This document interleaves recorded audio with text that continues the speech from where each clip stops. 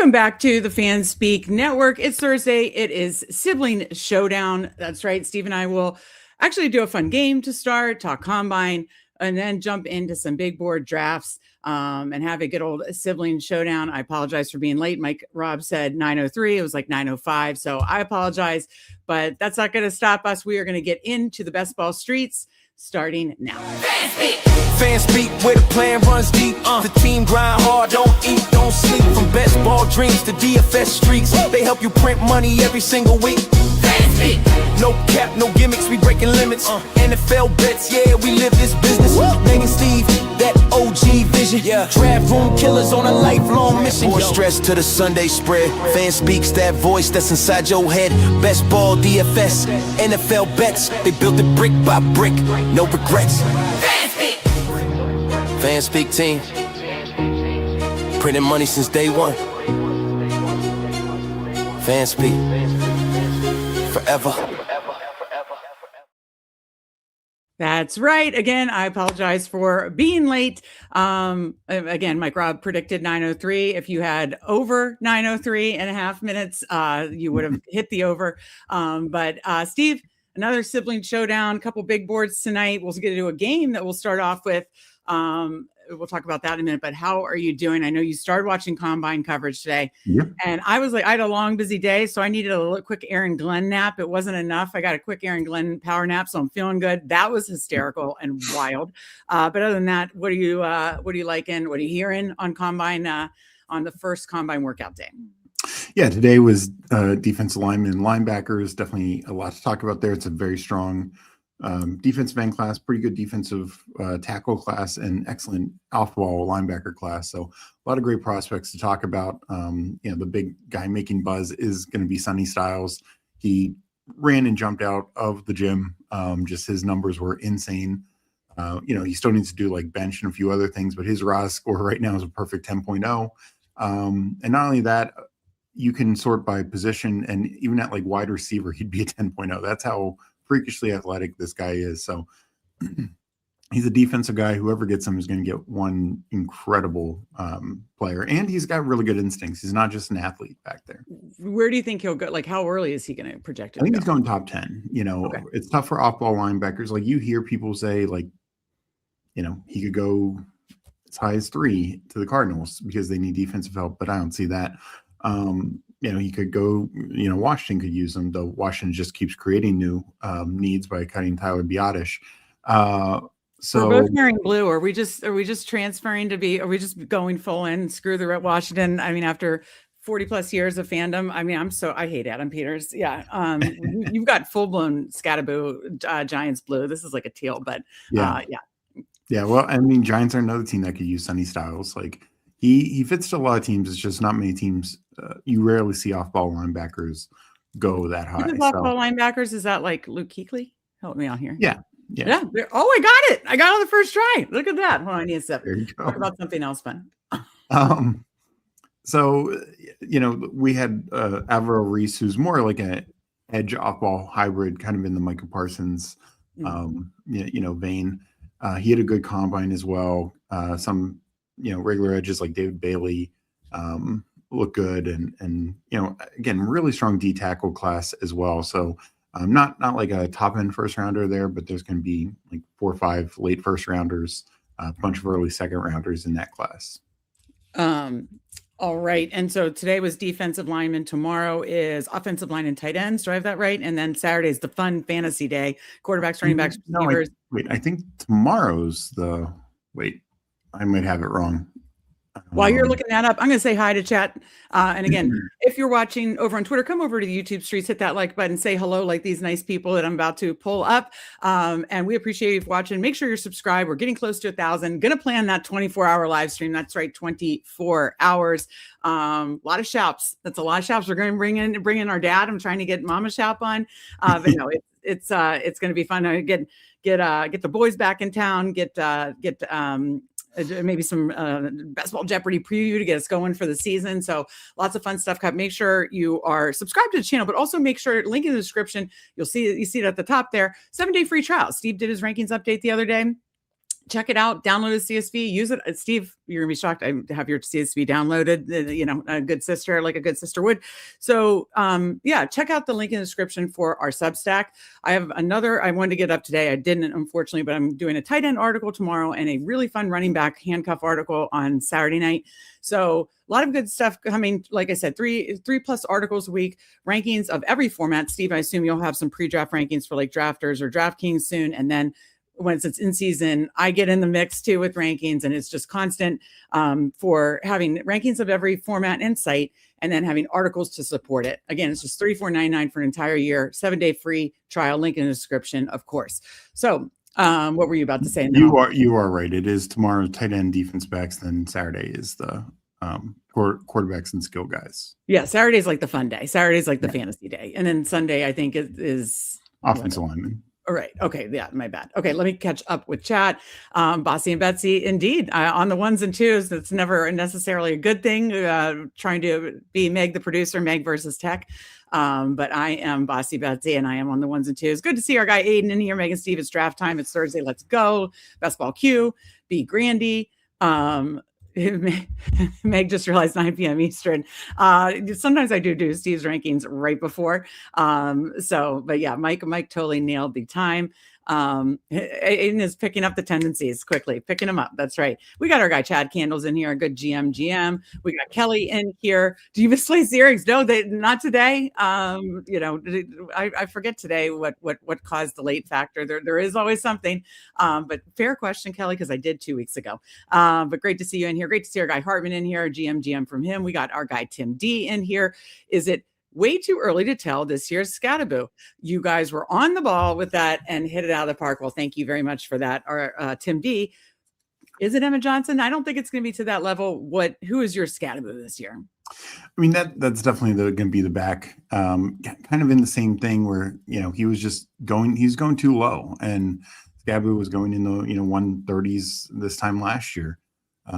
So right now it is Emma Johnson in that as far as like the price is the same, yeah. Position is the same. Yeah.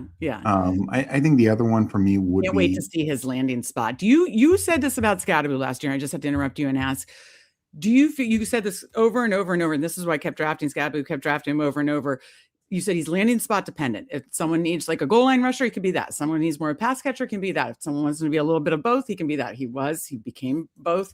And then it got taken away from him. Oh, speaking of, I have a surprise, but I'll get through chat after that. I'll have a surprise that I'm going to show you. I have a couple surprises. Remind me tomorrow night to tell what's going on tomorrow night. I have a something related to Scataboo surprise, but you said he's landing spot dependent, and you were absolutely right. And Zach Bond stole him from us. I said he was landing spot agnostic. Like it didn't matter. Agnostic. Okay, I said it the exact opposite wrong. Yeah, he was landing spot agnostic. Okay, Emmett Johnson. If he's this year's Scataboo for you, if he's in our hearts, in our rankings, how is he with the whole landing spot thing? Because right now we don't know that. Yeah. So I mean, while he's very capable inside the 5, inside the 10, on the goal line, he's not Scataboo in that department. So as a pass catcher, yes, he's one of the best pass catching backs in this class. I think he can be complete back. He's more in the James Cook line. Now, James Cook gets a lot of touchdowns. So it's not saying like he can't do it, but it's not in that sense of if a team has, for instance, if the Lions were to trade away David Montgomery and they draft Emmett Johnson, well, I don't think they would. He's very similar back to Gibbs in terms of, size and everything, but he just doesn't fit that same mold. Okay. Just a fair question came up. Let me finish getting through the chat because there's some more good chat to get to. Then I want to give 2 fun announcements or fun things to show and tell. And then we will do a draft game, the Swolecast Combine Games. This is like Steve's like party trick, people. So I want to have some fun with that. And then we'll just kind of talk through anything else as we get into a big board. But that was a great comment from Tim. Aiden is a Commanders fan too. I forgot about that. And that's awesome. But he's lockstep with us. Make this end. Mike says where the gold earrings to go with the blue top. That's exactly what Steve was thinking. Steve McDevitt in here. Great to see you. Happy to catch a live stream. We're happy you're in here too. We got John Cohol. Good to see. Howdy to you as well. We got the disbanded Brotherhood Dot. And then we've got GAB, who I saw was on with Who Hames. Do I have that right? I do, right? I believe, yeah. Yep. Yes, GAB was on with Who Hames. Be sure to check out that stream on Who Hames channel, and GAB has a channel, so check that out as well. The Sibling Showdown, let's go, is right. Yeah, it is good to talk about like landing spot agnostic. I had the wrong word, but like what it's going to mean for where they go. And yeah, Emmett Johnson, obviously based on my and Steve's and Best Ball Q, 20% Emmett. I'm having to stop myself from clicking them. It's going to be very interesting to see where he lands up. Let me ask you this before we finish getting to the rest of the comments. Who would be your like top two, like, oh, like fist pump? I'm so excited Emmett Johnson landed there. Well, it depends on what openings become available. Like if the Jags based on what the information we have right now.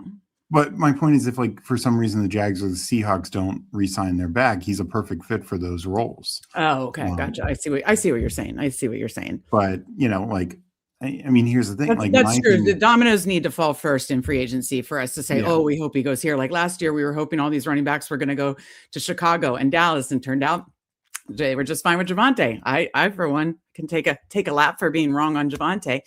And then Chicago was fine with Swift and took Monangai late. And I remember when that happened, you were like, that could actually be interesting with Monangai. And it was. And so these spots that we thought were like absolute hammers turned out to not be, but then some of the landing spots did work out. And it was kind of a weird year because I know a lot of people are dogging the rookie running backs or the now sophomore running backs.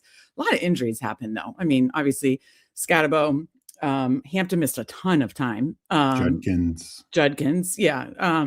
So a lot of the top ones, and then just some weird stuff with like the Harvey and Henderson not getting their opportunities later or spotty. It's just, it wasn't a clean run out, both based on injuries and like kind of the playing time allowed. But I think it will be interesting what they do in their sophomore season.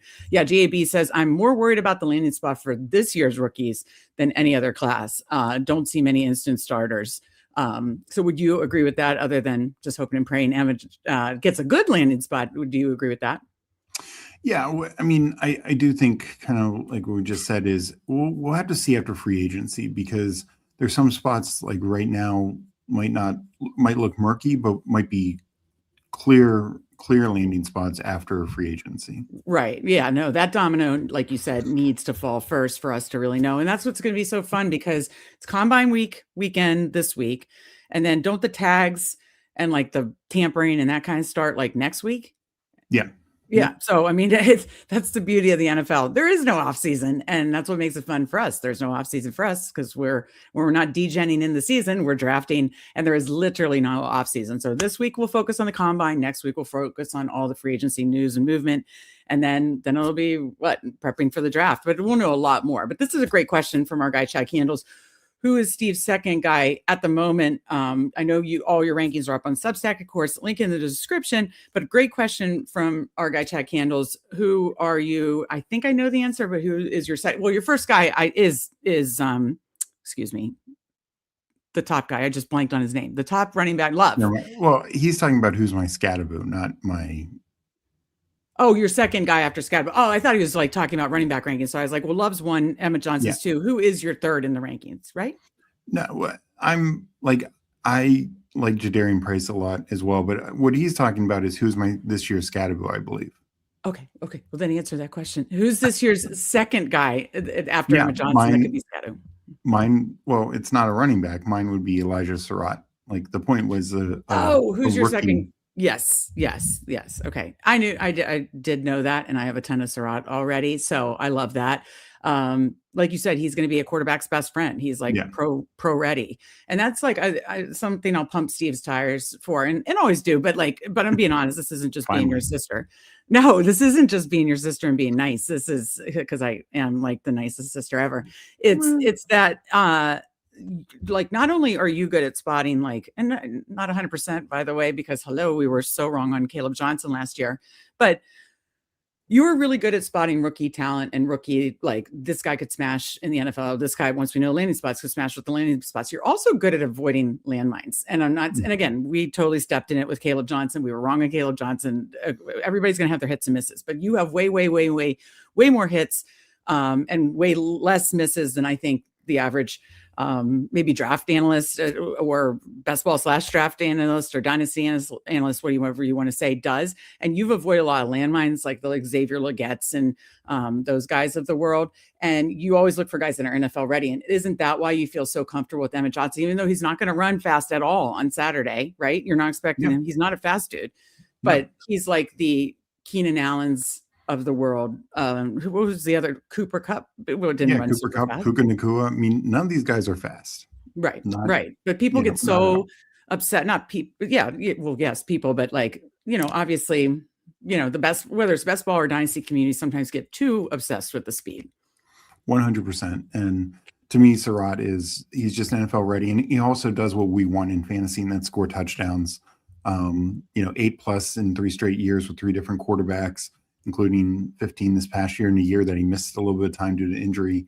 He was just clearly a red zone weapon. And I think that just continues. I mean, that is a skill set. Yeah, absolutely. But great question by Chad Candles. Tim talking about, so unfortunate with injuries like Travis Hunter. Hartman is lockstep with us. Surratt is his highest drafted player. Love to hear that.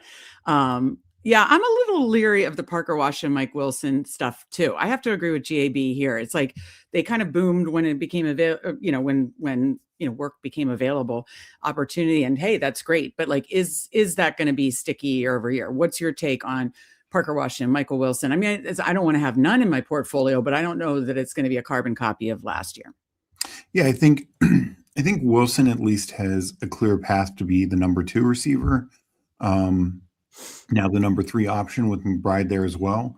So at least that's fine. The issue with Parker Washington is, you have Brian Thomas Jr., you have Jacoby Myers, who does a lot of the same things as Parker Washington, and Brenton Strange. So you already have weapons galore. And then, you have Travis Hunter, is probably the most talented receiver on the team. So if anything happens, if they feel they need more of an offensive spark or somebody gets injured, Travis Hunter could come in and just Wally Pip Parker Washington. Wally Pip, that was a good reference. Okay. 2 big announcements, and then or something fun. Two announcements, and then we will get into the Swolecast Combine games. I know PPR Tyler has been doing them on his channel. I know Davis did it on the Swolecast. Steve's right up there with them. I tagged PPR Tyler. I don't know if he's gotten back to me. If he would like to come on this channel this weekend for some Combine games with you, I think it'd be fun. I think it's like, let's put a bigger board on the line. Just like he and Cody did. Or if Cody wants to. Cody is a machine with that too. Let's have some fun. Let's have some Combine games in these nerdy best ball streets that we live in. So PPR Tyler, Cody, let us know if you want to have some games. Loser has to buy winner a bigger board like they did and draft it together on the winner's channel. I'm just throwing it out there. But Steve crushes. We're going to do the Swolecast games with Steve. I think that'll be a fun little thing. But 2 quick fun announcements. Number 1, this arrived in the mail. Speaking of Cam Scadaboo, the 2-time Angry Runs recipient. What does he call it? A scepter recipient. This is going to be going in my, I'm heading back to Baltimore next week.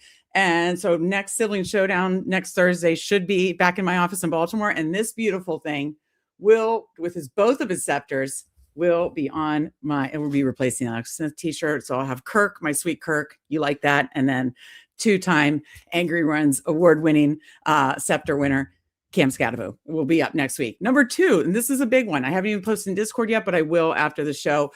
I'm going to be joining Pete Overzet on After Dark tomorrow at 8 p.m. Eastern. So Friday, 8 p.m. Eastern. I'd love to see as many Fanspeak faces in there. I've been getting into watching them more and more. A couple in here. I don't know if we've seen Candyman yet, but Candyman has been on, was it a week or 2 ago? Candyman was on a week or 2 ago because he's doing so much good golf content now, obviously on After Dark. Chad Candles was on this season after punching his ticket to the Dog Bowl. So a couple of guys in the chat have been on. Give me some tips on joining Pete, but I am super excited to join Pete on After Dark tomorrow night at 8. So will you be watching, brother? I will, sister. That was weird. But no, I'm so excited for you. That's a lot of fun. I know you'll crush it and should have a lot of fun talking it up with Pete. Yeah, no, Pete's awesome. Pete was on Best Ball Jeopardy this year, which, by the way, another little teaser announcement. a lot of things working behind the scenes. Obviously, we have a fun regular content schedule out, but Mike, Rob, and Bruni are helping us with a big thing that's going to be kind of tied to our Substack and our YouTube memberships. That's going to be so valuable, in my opinion, for official best ball summer draft season. Best Ball Jeopardy will be coming back. We'll maybe have like a Sweet 16 style tournament this year where we can announce that this spring. And then, we'll have a full content schedule, obviously, as we approach the official best ball summer. And then right as best ball summer starts, we'll be hopefully doing our 24-hour live stream, help make sure we get there. So real quick here, thoughts on where you guys feel best to hammer, let's say, top 8 QB. Or he said top 8 quarterback, right? My favorite, the quarterback pocket has certainly moved up. Right now, there's 20 quarterbacks that go between rounds 7 and 11, I think. And I love hitting at least 2 there. Article up in our Substack, again, link in the description. Absolutely love getting 2 there. And sometimes even 3, which sounds crazy. So, but thank you guys. Thank you, Mike, for, I no doubt we'll see Mike in the live chat tomorrow for After Dark, but very excited to join Pete on After Dark tomorrow. Tim says, let's go. We got GMGM for Mr. Mufasa. Great to see you. That's awesome. Can't wait to see the collab. I appreciate it. 24-hour live stream, draft till your eyes fall out. That's absolutely right. Okay, Steve, those were the 2 announcements. Scataboo t-shirt heading to the walls of Baltimore soon. Number 2, join us tomorrow, or join me tomorrow with Pete Overs at After Dark, 8 p.m. Let's do some combine games before we get in the streets, my friend. Here's how we're going to do it. I'm going to bring it over and show what I'm going to be doing. But then I'm going to ask you to close your eyes, because this is where the party trick goes to a next level. So obviously swolecast.com has really fun combine games. I mean, I don't really get into the speed score or bench, but there's other stuff you can do. School matches, Steve's saying, but draft, did you want to warm up with a fun draft sort? I can't remember which one's the draft sort. I haven't done. It's a draft sort. You just have to basically. This is just like let's warm your brain up, right, and have some fun. But when we get to the school match, you're gonna have essentially a blindfold, eyes closed situation. But let's see how fast. Well, we've already timed it, so I should quit and start again. I think it's the same players here. But draft sort, as fast as you can. I'll name the player. You tell me which round. Are you ready? Okay, let's try this first. Warming it up. The school match will be fun though. Draft sort starting now. Hunter Renfrow. 5th. Jamar Chase. 1st. Justin Jefferson. 1st. Dak Prescott. 4th. Okay. George Kittle. 5th. Brock Purdy. 7th. Cooper Kupp. 3rd. Dalton Schultz. 4th. Ooh, that's we'll find out. Tyreek Hill. 5th. DK Metcalf. 2nd. David Montgomery. 3rd. Brees Hall. 2nd. Alfred Morris.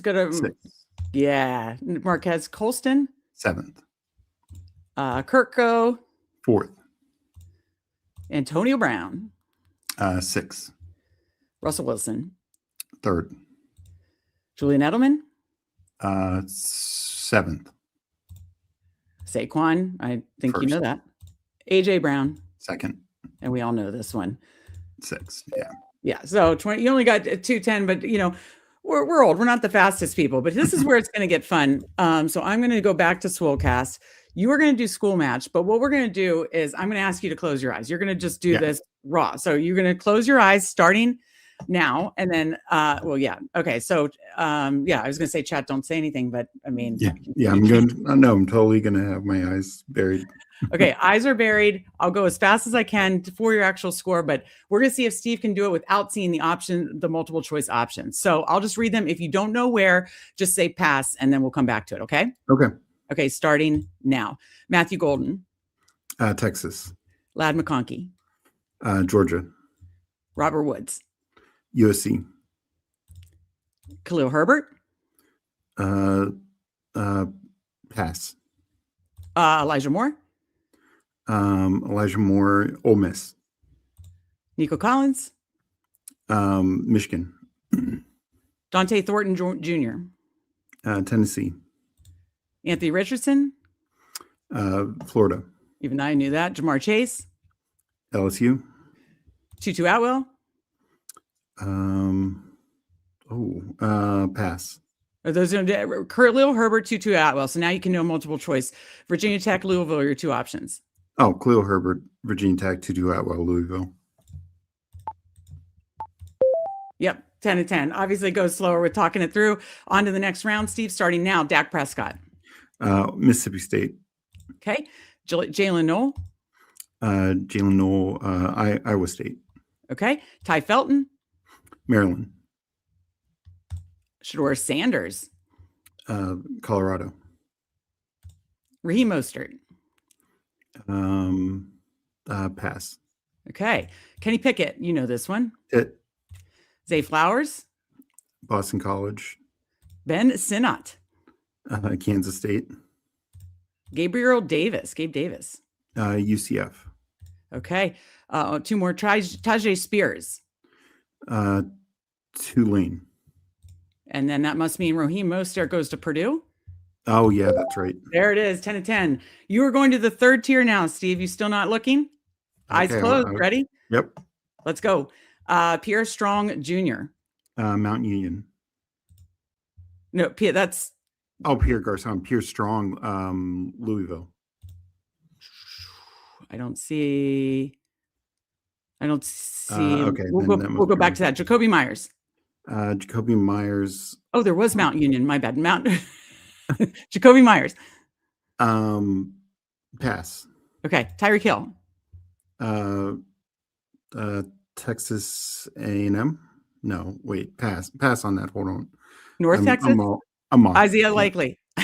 Isaiah Likely. Oh God. Coastal Carolina. That is there. Pierre Garcon. That's Mount Union. Yeah. Okay. Elijah Mitchell. Is there East Carolina or Coastal? No, wait. We already used that. Okay. We did not get the third one. I think we should try again at the third one. I think I threw you off. Pierre Strong is South Dakota State, Jacoby Myers, NC State, and it was West Alabama for Tyreek Hill. And then we just were behind the game. Big, he's not fading your picks. Help him out. Okay. So, F Coolers or FK here. Good to see you, FK. I just showed up in time to feel done. No way. This is just a party trick that Steve always could name the 5th round pick in the 2000 draft, stuff like that, or whatever pick number. I mean, his brain is literally like, Rain Man, basically. But yeah, did not always help you there. Do you want to try one more time before we hit to the big board streets? No, let's go to the big board. I know we're already at 30 minutes in. Steve, I'm not losing here. I'll help you get to you're not going out like that. You are going to do the third screen. I believe in you. Okay. So let's do this. We'll get right back to it. We're going to go to the school match. Okay. McCool Hardman, eyes closed. McCool Hardman, Georgia. Okay. Sam Laporta. Iowa. Rico Dowdle. Oh shit. Pass. Derrick Henry. Derrick Henry, Alabama. Randall Cobb. Kentucky.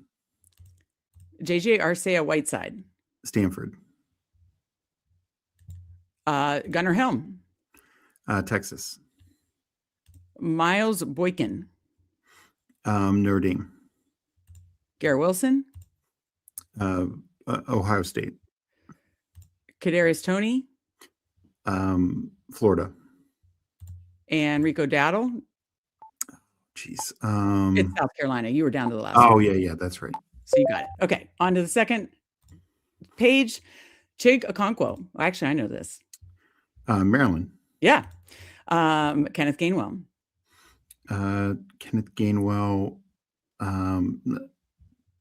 Memphis. Pass. Oh, that is there. Tyquan Thornton. Baylor. Brandon Cooks. Oregon State. Got it. Taj Brooks, we know that. Texas Tech. Yep. Yeah. James Proche. SMU. Tyler Algier. BYU. Nice. Ben Sinnott. Kansas State. Yeah. Bateman. Sure. Bateman. Minnesota. And Darnell Mooney. If not, you have it down. Oh, geez. You'd narrow it down. It was down to Tulane. Tulane, yeah. Okay.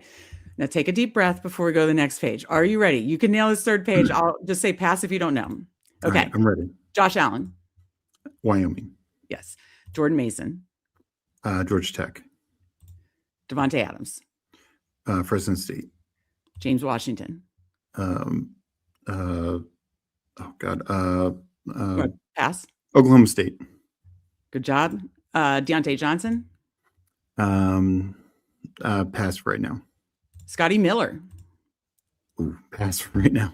Pierre Strong Jr. We did this last time. Oh yeah, that was South Dakota State. South Dakota State. Adam Thielen. Minnesota. Yeah, Tech, Minnesota State. Jalen Darden. North Texas.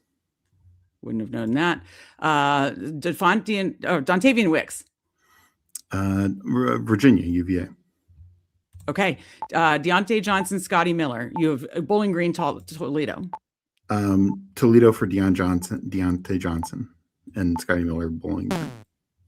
Right. It says 0-10, but we definitely got. I mean, I know for a fact like 5 of those. So I think that might just be a thing. Maybe I didn't get the time in time. Steve, my friend, you did an excellent job. I couldn't have you go out like that. I had to look out for you. I don't think I did a great job reading it. Third board is insane. The fact that you can do it like this without even looking at the multiple choice is impressive. So I knew that you could do it without like pretty much you've got 95% of all the players without even seeing like your options. Yeah. And so I actually, in thinking about it, we have old like moving. Like I watched like Tyler. I mean, you know, those guys, these kids these age, I don't know how old Davis Maddock is, but Tyler, they're growing up on the tech. We did not grow on it. We grew up on Oregon Trail. So I don't know if you could speed, like Cody said, it might be a young men's game. It's speed game. That's why I think the eyes closed was impressive. Clap it up for Steve. Hopefully you guys enjoyed it. Catching up with chat. Fading your picks. Yeah, that was impressive though. And just fun to do. Yeah, the third board, I would get 0 almost every time, except I did know Josh Allen. Look, she's a Microsoft paperclip. That's hysterical. That's it's too good. All right, guys. We covered, of course, just a little combine talk. We did the 2 fun announcements again after dark tomorrow at 8 for me. The Camp Scatterboo show. We did the fun game NFL Combine on Swolecast. Now it is time to get in the big board streets. Let me bring it over, but I will enter from my phone, entering our first big board here in a second. If you would like to join us, I'm going to enter from my phone, so I'll count it down and then bring it up.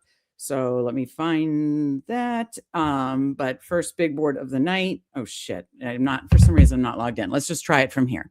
We're just going to try it. For some reason, I'm logged out on my Underdog account. Don't know why. So I'll count down from here. If it doesn't work, I'm so sorry. So, should I do like a refresh, Steve? Sure. I don't know. I just want to do whatever I can to set up for success here. Okay. Counting down from 10. I'll enter here in 10, 9, 8, 7, 6, 5, 4, 3, 2, 1. Enter. Yes. Okay. Waiting for 6. So if you would like to join us, hopefully you can. So how have your drafts been going this week while I take a sip, Steve? Pretty good. Today it was slow to fill, which was surprising. Do you think it's because I'm definitely admitting my cognitive decline. Steve has like a memory, like what do you call it? Like a photographic memory for sure. I'm really good with remembering dates and stuff like that, but it's like the more like the slow with tech thing is that. But yeah, I'll admit that. Should cut full. I'll get here for the next one. Yeah, we will do one more after this. Down to 4 people. So if you'd like to join us, plenty of room here. Do you think it's because of the combine, Steve?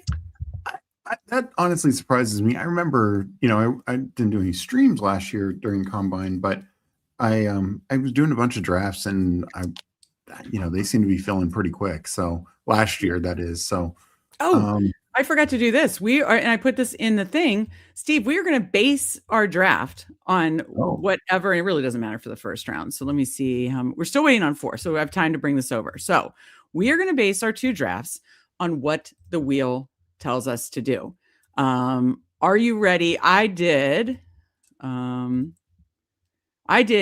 RB, hero wide receiver, 0 RB, 0 RB with forcing absolutely. I mean, most 0 RB do get elite quarterback, elite tight end, 0 RB with elite quarterback and elite tight end, double elite quarterback and hyper fragile, just 4 running backs in a row to start. And that's it. What do you think about this? Because I mean, honestly, okay, it's waiting. It looks like it's filled, but it hasn't started yet. So we probably have 60 seconds here. Okay. Let me just refresh to make sure of that. But Steve, do you have any to add or delete? Because we got the first pick. Okay. Well, let's spin the wheel, but are you fine with this option? Yeah. I mean, we'll suck if we get 0 RB with Bijan Robinson. That would suck. Yeah. Hey, you could pull Chase up to 1, get creative. And we are going to do 0 RB. Way to go. Way to go. Okay. So, I mean, most of your RB, you do try to. Congrats to the second pick. Yeah. Hey, we don't know what's going to be the right first overall pick this year. We don't know. All right. So we are starting in a minute. And who is in with us here? Let's see. I will cue Jamar Chase. And I know Kurt, he's and then B Grandy at 7. And we got Mike in here at 10. And I think that's it. But if I miss somebody, let me know. Isn't Kurt me someone who listens? If you are in chat, be sure to let us know. But great to see B Grandy and Mike Rob in here with us. Anybody else you recognize, Steve? I mean, I recognize names, but nobody who regularly chats. Okay. So the wheel idea came, I was thinking about it, and I've seen other streamers do this before, but honestly, like in pre-draft season, we talked about it last week during Sibling Showdown. We love doing the robust RB build, and I wrote about it last week. And honestly, we're going to do it a lot here during the pre-draft. And honestly, if we're being honest, we do it a lot in the regular season best ball drafts too. So I thought it'd be fun to be in and say, like, let's kind of force this build, but then land the plane and do it correctly. So doing our little wheel of names, wheel of builds, so to speak. We're going to do 0 RB. We don't have to force an elite, but I think probably would get at least one quarterback or tight end in the first, 5 or 6 rounds for sure. So, or 4 rounds. So, we see how that goes. But I think it's fun to mix up your builds, and this kind of forced us to do so. So, any thoughts on that, Steve? No, I mean, it is fun to do different things, but I usually let draft order decide that. This is not like recommended that everybody should spin a fucking wheel so they decide what to do. This is just to have some fun and force us to okay, we're going to do this kind of build, but we're going to try to do it in the best, most plus EV way possible, basically. So yes, of course, not recommended at home. Obviously, let the draft come to you, especially if you're in the middle here. My God, you want to definitely let the draft come to you. So, but we don't know. Maybe Chase could be the number 1 overall pick again this year. Let me put the board back up and catch up with Chak. We got Emo Cowboy in here. Great to see Emo. They had a great Toxic Tower stream and then a members only stream. Speaking of members only, we do have members only. Hit the join button to check that out. Steve's going to be uploading he's doing a rookie or 2 video every week now that you covered all the positions of the rookies, right, Steve? Last week you did Emmett Johnson. This week you'll be doing something else, of course, for YouTube subs only. We're going to start only reviewing the YouTube subs only. So, be sure to join so we can do the team reviews. And then we are going to be starting the live streams tomorrow night, probably after dark. So I'll go on after dark at 8 p.m. Eastern. And then afterwards we can do, so I think you and I talked about doing a bigger board or something. So we will come up with a good schedule for the YouTube members, both taped and live streams, I promise you. But we do have a live stream coming tomorrow and we will definitely post that. But you're still going live around lunchtime, right? Yep. Okay. Yeah, but check out the Toxic Tower was entertaining for sure. And great to see Emo in here as well. Actually, I was had a good chat, Steve, in their Discord for a second. They were talking about undervalued teams, and Titans came up. Some other ones came up. What do you think about the Steelers? I just think it's like the offenses that people just are grossed out by for one reason or another. Don't see it. Well, I think if Rodgers comes back and reunites with McCarthy, and they add some, which obviously pre-draft we wouldn't know who. They add some kind of weapon or two, through the draft, early part of the draft, because they have all their picks in the day 1 and 2, right? Yeah, and in fact, they've extra 3rd round picks as well. Oh, awesome. Okay, well there you go. My prediction is Steelers as like that. Now, there's many ways this could fall flat on its face, but what do you think about that? Yeah. No, oh my God, if Neighbors comes to 24, this whole 0 RB thing, I'm sorry, I'm not even asking you. Okay. Nico, Olave, or did you want to pull up like a Josh Allen here? No, let's do Nico. Over Josh? I don't have any Josh. You know me, I love hitting that middle pocket. I do think we should get one. Well, I think we'll probably, actually, that was probably smart, because with going Chase, we should just grab Burrow. Yeah. Right? As one of our elite. Though not at 49. I mean, 49 is just way too early for Burrow. Oh, I love 63. We're not taking him. Yeah, I know. That sucks. Well, we could consider something there, but we did start 0-3-0 in trying to land the 0 RB plane here. Okay, we got Gritty in here. I was last to join the draft before yours. Okay, yeah, sometimes the countdown doesn't work there, but great to see you, Gritty. Steven is at the 6th spot, so Steve is div. Okay, yeah, okay, my bad for not recognizing that, but great to see you, Steve.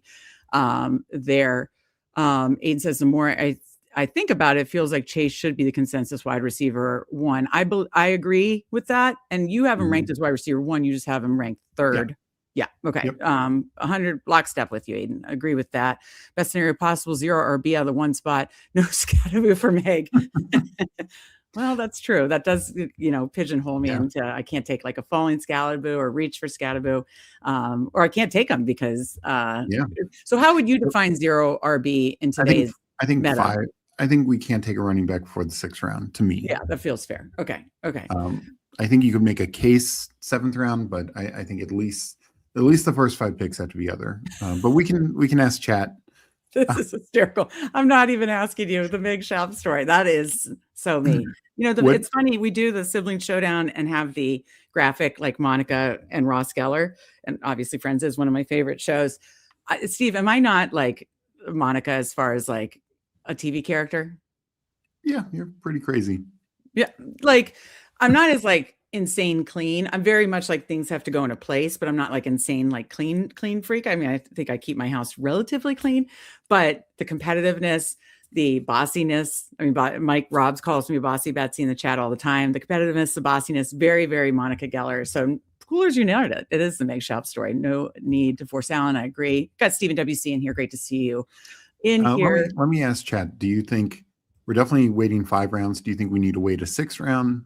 Or I think, no. Oh, you mean like take our first running back at 6 or 7? Yeah, like when do you think is the first time we can take a running back? 6 or 7? Yeah. And I would say in this meta, 7, taking it the first one at 6 would be fine. What do you think? I mean, it's it's the same. It's essentially the same pick for us, but I'm just curious what Chad feels. I get the whole Burrow thing, Steve, but I want to. We're not taking him at 49. That's insane. What's his current ADP? I mean, I don't do as many drafts as you do. 65. Okay. He's even falling in the last couple of days. Okay. All right. So what do you, I don't know that we're not allowed. I know. Loveland. If we're going to go, it's not, I had another thing on the wheel that we had to go elite quarterback, elite tight end. I need some Loveland in my life, Steve. And sets up a stack. I agree. Okay. Then I would queue, since we can't do quarterback. We should sort by ADP. Okay. So Mbuka, Burden. Why did I do running back? I meant to do this. That's what we can take. Damn it. I think we should take Lamar. What if Burrow comes back? Will you still let me take him? Sure. All right. You want to do Tater, Watson, or Odunze? Oh, they're all pull-ups, which suck. Yeah, I don't know. This is why you don't force things. Oh, I don't have much Tate. Let's take Tate. Let's do Tate. Yeah. All right. So we did Lamar and Tate. I don't have much Tate as far as rookies. So we start 1-0-4-0. So yeah, I don't know. Chat can define us if we have to wait till it doesn't matter for us because it's the same thing, 6 and 7. But Stephen agreed 6th there. So And more to Paul's point, if Swift goes, we don't even want to take running back. I mean, to me, the cutoff is Stevenson, so he is sometimes there, 72, 73. Yeah. But I mean, we're not taking like Michelle Tootin, just take a running back. No. And that's totally fair. Aiden says hammer quarterback 6'7". And I'm is the 6'7" thing, I hear it from the kids, it's dying. I hope so. I think the ADPs have changed. Round 6 and 7 would count as 0 RB. So and Steven says 6. So either way, it's the same diff for us. But I totally agree with Paul.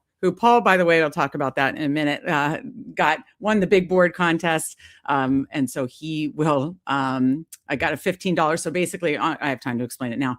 On Twitter, posted the picture, this sweet thing. Let me find it really quick I don't see it. Oh, there it is. That man you see with the cowboy hat is running back John Riggins. That was my dog who passed away in April, was named Riggins. And I love John Riggins, miss my sweet Riggins. But Steve and I shared a hayride with John Riggins in the 80s.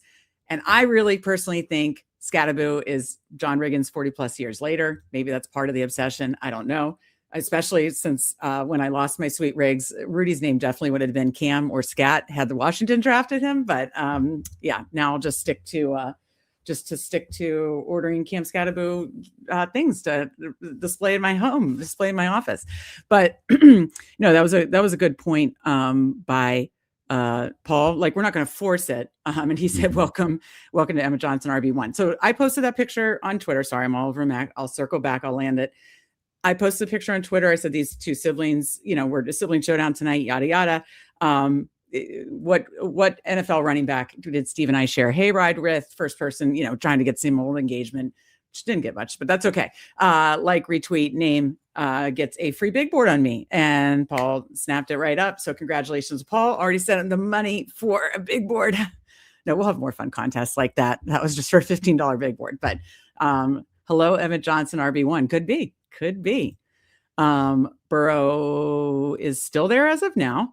So obviously I would cue him. So we started by getting, with the 0 RB structure, a elite QB, and I would still be fine with Burrow. I like Evans and Metcalf here. I'm going to sort by ADP. We can do anything at this point. And we can start taking running backs. So like you said, you're not going to force it. Ramondre would be the one I would do. And that's based on your rankings as well. So then I want to have that Pittsburgh conversation. And in relation to, are you taking Jalen? I see you have your 10 picks past. We haven't been as bullish on him as the market in the past couple of years. Sometimes that's been very good. Last year, obviously he was fine. What did he finish as last year, Steve? I'd have to look. I mean, because he closed really well with that Lions game and everything. Oh, that's right. Okay, come on, Burrow. I want it. No, that'd be fun to get two elites. Okay, so your thoughts on the other picks, Steve? Evans, Metcalf, or Ramondre? I mean, well, no Ramondre. So let's go Mike Evans, easy. Okay, so you're okay over DK? Yeah. It does open. DK does open a third stack late. I'm just saying, it's the conversation I'm trying to talk about. No. Okay. No, I mean, Evans is just historically a top 10, top 15 receiver. What the hell? I don't know. Oh boy. I'll just refresh it. It's fine. It's queued up. This is how she gets DK, guys. What the hell? I drafted. Okay. All right. I would have rather Metcalf, but Evans just is, yes, he's he's a little older, but he's just a better receiver. To me, there's no question on that. I mean, but he's okay. What are the age comparisons? Let's break that down, because you do have an aging problem. Mike Robb will go ahead and jump in with any bingo hall jokes. Why is my thing not working? Okay, Mike Evans, age 32. What is Metcalf's? I'm guessing like 27? 29. 28. Okay, so he's got a 4-year. Yeah. Okay, so we start 2-0-5-0. This is how I would land the plane. Let me then hear how you would land the plane. And then I would like to also have that Steelers discussion I talked about that I mentioned in Toxic Towers Discord about being a potential undervalued stack. So 2050, how I would handle this is it still would end up a 3, probably 8-6-3 is probably how I would do this and throw just a shit ton of volume at the running back position. 3-6-8-3 would be how the build structure would be to be the most effective build. And then I still would draft a third quarterback, but it would be like super late, basically the Kirk Cousins, Aaron Rodgers tier. That's why I asked you, we had a stack set up, but I know you don't full stack. Oh, Paul coming in with the olds. Again, YouTube memberships, click join.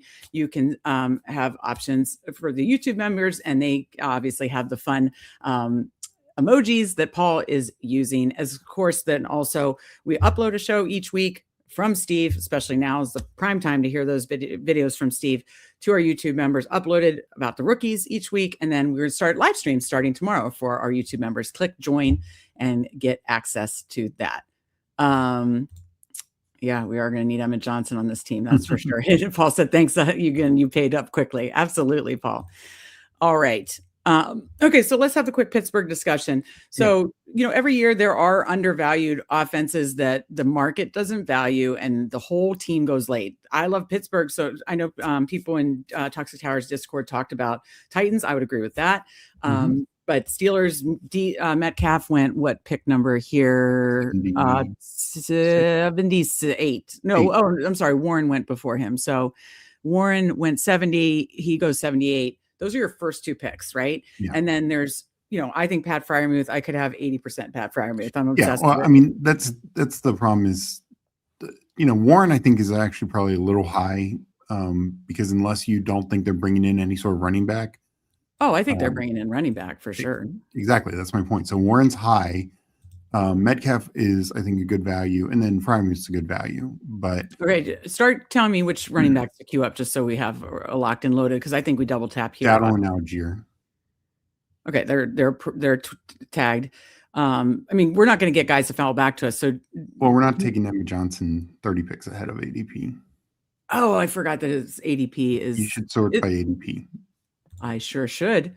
So you want Dowdle over Hubbard? Yeah. No, 100%. Why? Dowdle's probably a starter. Hubbard, I don't know if he is. What do you mean? Isn't Dowdle a free agent? Yeah, he's going to sign somewhere to start. You don't know that. It's more likely than Chuba Hubbard being the starter. But then if he leaves, then Chuba Hubbard would be the starter. They have Jonathan Brooks. They could draft somebody. They could sign somebody else. Brooks is coming back from a horrific, second horrific injury. Oh, I know. But I'm just saying, Hubbard easily got replaced last year. This is not somebody who is firmly in control of a job. All right, keep queuing, going down your ranks list. So then when we come back. So here's the thing, we need to target certain kinds of running backs. Okay, so let's talk it through. So I'm not a fan of a Woody Marks who's just could be a floor guy, or a JCM who could be a floor guy. Kenneth Gainwell, kind of the same. So David Montgomery would be the last one who I feel even remotely confident about. I mean, chance he could move on and have a different situation. I'm definitely taking Tyron Tracy above Woody Marks and Taj Spears and all these guys. Oh, this is so gross. If I have to have it, I'm gonna have to have a Tyron Tracy without Scatabo team. But check out my articles. This tomorrow I'll have late round tight end article. Saturday night I'll have handcuff article. I think the times I will take Tyron Tracy, I will maybe handcuff the Giants running back room. So stay tuned for that. But those will be my Tyron Tracy shares, except we might be staring it down for this draft. Anybody else you want to queue up for the next round? Tajay? No, that's okay. Let me sort by ADP. ADP. So no Woody Marks. No, I feel like JCM could still spike. I mean, we have no idea. They could draft. They could draft Jeremiah Love. Yeah, they could sign Rico Dowdle. And it's what about J.K. Dobbins, James Conner? Yeah, I like guys who have actual starting upside. Okay. just wanted to talk that through. Let me take a look at the board, and then we will. Yeah, we still have like 6 picks or so. So we started 2-0-5-0 double tapped running back. Depends what the room gives us here. Again, do you agree with me on the 3-8-6-3 most likely? Yeah, no, I think especially now we're going to have to, because sometimes we could have done this and gotten like a Jadarian Price fall to us, a Monangai fall to us, a Tony Pollard default sometimes falls. We didn't get those guys, so we're. You don't know that. It did sound like 12-year-old Megan, Steve. That's true. Steve, was I this saucy when I was young? I know the answer. I was. Oh, 100%. All right. So coming up in 2, oh my God, could Emmett Johnson fall back to us? I mean, it's before his ADP, so I hope. Any receivers you'd like to just be Debo and be done? What's that? Can you sort by ADP? Yes. Okay. So I say 100% Emmett Johnson. Looking back over here, are there any receivers that you want to tap and be done, like a Debo, for instance? Yeah, can you sort by ADP? Oh, I thought I was. All right. We're going to take Emmett Johnson. So who do you want as the next pick? We could take a 6 receivers if we like that and be done. What do you think? Yeah, I mean, I actually wouldn't mind taking a Denzel Boston shot as our 6th receiver. Okay. Yeah, because we do have Tate. Does that bother you to have 2? It's just we don't know. Chase, Neighbors, Nico, Tate. Actually, I'm sorry. Let's say never mind. What were you going to say? Let's say Tracy. I just think we need more running back help. Well, yeah, we're going to catch. Yes. So we got the Emmett Johnson to come back to around his ADP, which you never know. 2-3-6-0. Let's see where we go from here. Let me catch up with chat really quick. That did sound like a 12-year-old Mike. I do not disagree with that at all.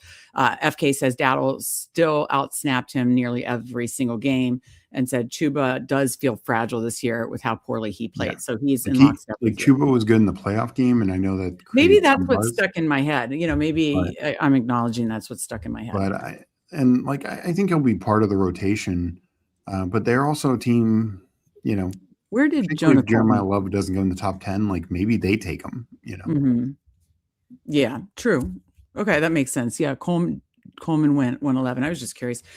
Okay, so I assume wrapping up the last topic, you agree with like Steelers being a undervalued if Aaron Rodgers reunites and kind of contingent on hopefully. So what I'll say, I think the Steelers are likely to be a pretty good offense this year. Like maybe not. Not top 10 and maybe not top 15, but probably right on the cusp of top 15. I think in that 15 to 20 range is probably their mark with an Aaron Rodgers. Just historically, Mike McCarthy, and albeit most of these years are prime Aaron Rodgers or prime Dak, but they are a top 5, top 10 offense. So I do think Metcalf is good. I mean, I just like Mike Evans more. So I love where Metcalf's price is. I think that's a really good price. If we weren't taking Burrow, I would have said take both those guys. I mean, that is a fantastic, No, that makes sense. Yeah, that definitely makes sense. But I have a problem because I feel Jaylen Warren, we're drafting it based on last year, and we also just don't know how Mike McCarthy and company are going to view Jaylen Warren. Like they could be hiring Caleb Johnson. They could go for a rookie. They could go for a free agent, whether it's Kenneth Gainwell or somebody else. Mike McCarthy has a lot of ties out there to a lot of different potential running backs, who could be available. Yeah, that's fair. I just think overall with them, you start Rico Dowdle, you get Mike McCarthy out of in Dallas. So I forgot about that. Yeah, that's a good shout. Totally forgot about that. So yeah, I mean, I knocked over the microphone. I got to get back to my house where I have it on the swing and I don't knock it over like an idiot. Hopefully I don't do that on Pete's stream tomorrow. Okay. So yeah, I just like him as a undervalued stack market.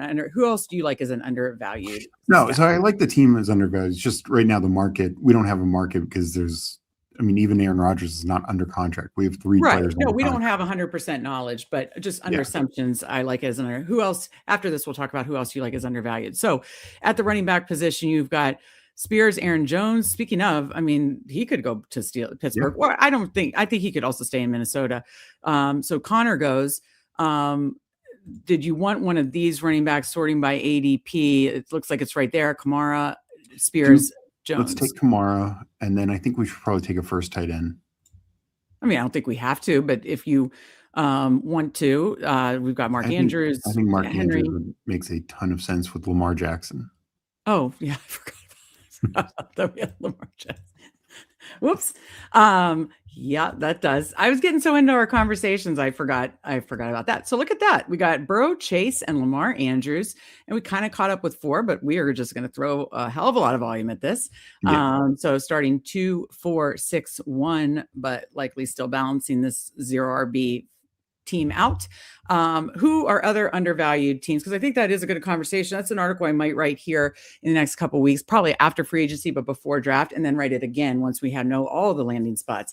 Who are, I know Titans is another good one. Who are other ones that you're interested in? Titans I mentioned earlier today on stream, or Maze yesterday.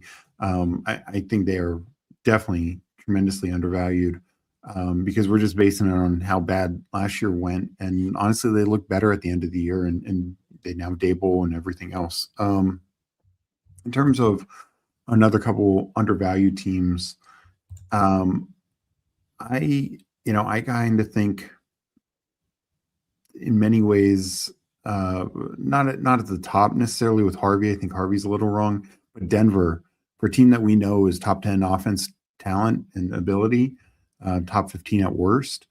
Sutton goes too late. Franklin goes too late.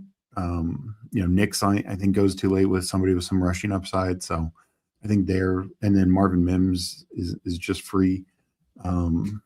So I definitely think Denver, from where we consider them as an offense.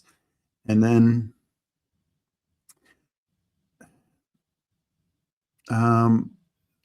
Seattle, Walker and JSN go high, but Darnold goes late. Kupp and Horton go late. AJ Barner goes late. Like, I feel they're very undervalued for the team that just won the Super Bowl. I was on mute looking at a couple things on the back end. This is a great point. Yeah. So remind me how you do that? Well, let's make these picks. So the point is just make the picks. We don't queue them. We just make the picks. And then. Well, I don't think we're in an issue yet, but yeah. No, but the point is we should just make the picks. I don't get that point.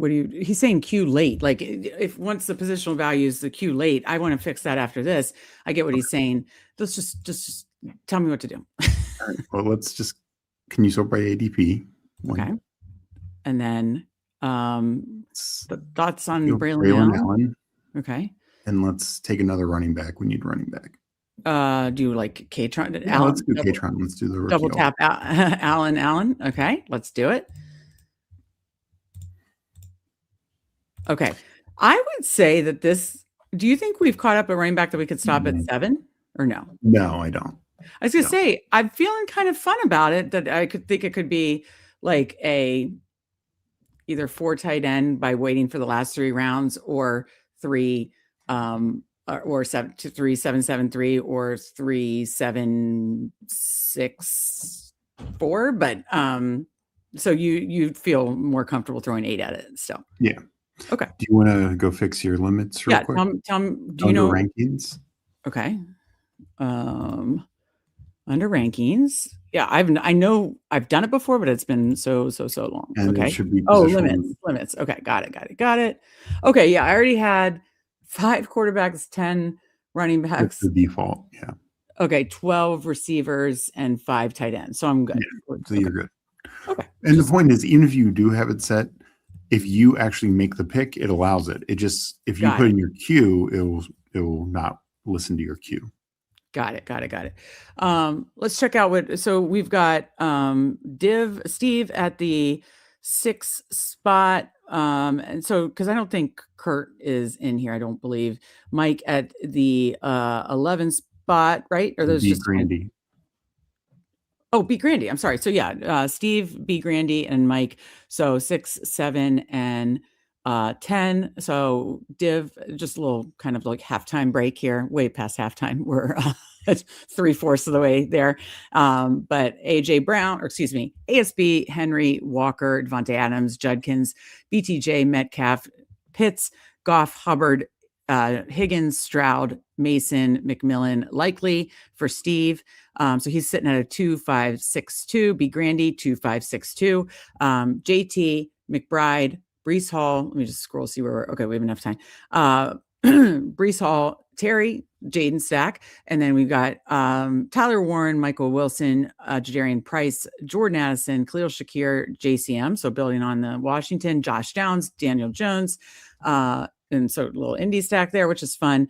Aaron Jones, Mitchell, A.E. Mitchell, Brissett, and then I think I can do this quickly. Sitting at 3.472, our guy Mike Robb, Devon Achan, Barkley, Lad McConkey, Flowers, Lemon, double tapped May Herbert. That's some of my favorite things to do. Love that, Mike Robb.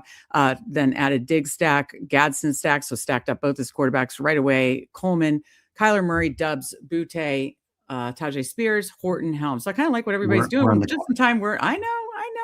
Okay. So sorting by ADP, what did you want to go? Double Penn State? Yeah. No, let's do it. And let's do Dalton Schultz also. Okay. Is there anything else that you're seeing that we're not doing receiver, I guess, and we can wait till the next to do. Though I will say, look at this. Do you want to do this instead? Because no, I think we need more tight end help. Okay. Okay, but you might be left with Ty Simpson, and that is we'll take somebody else. We won't take Ty Simpson, I promise. I'm saying you might be left with guys that these are the only two guys down here. Let's just have this conversation really quick, because these are I don't want to take just JJ McCarthy. I think they're going to look for potentially this guy or anybody to fill that role and give him another year, redshirt year. Shador Sanders, no thank you. Don't think he gets much, if any. And Ty Simpson, no, I think he's going to be like a sit and learn. Mac Jones, I don't think you wrote about it. Don't think 49ers are going to trade.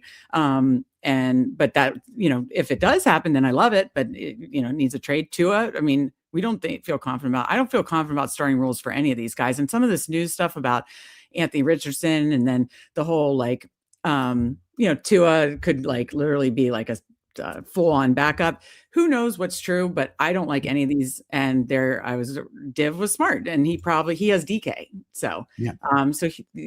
Steve, say you're welcome to Div, because I wanted to build my little Rogers Freiermuth bat staff, but that back stack, and he had, I remember when I was reading through there, he had Metcalf after we passed on him, and he got the Rogers stack. So congrats to Div. Warning you, I might take Pat Freiermuth from you.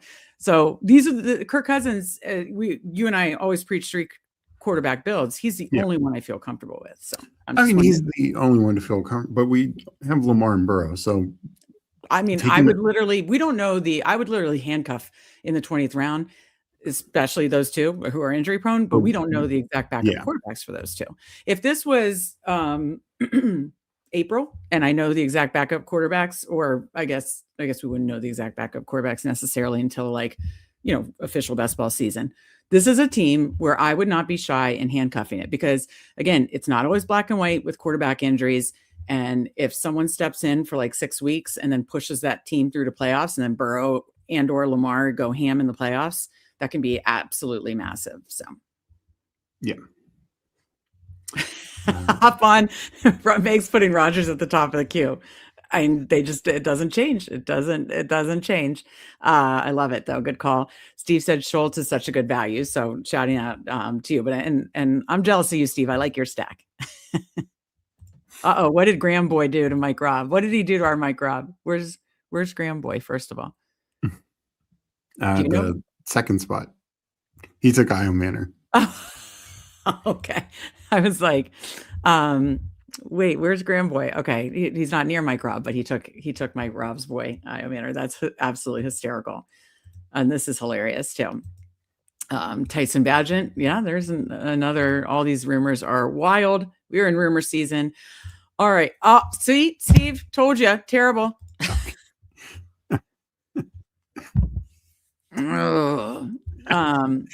Well, we got to take someone. Tell me who to take. Marcus Mariota or Geno. Geno's ass. Geno I could would be rather starting. take and pray to God that let's take something else first. So Well, let's take a Duke Gesicki, yeah.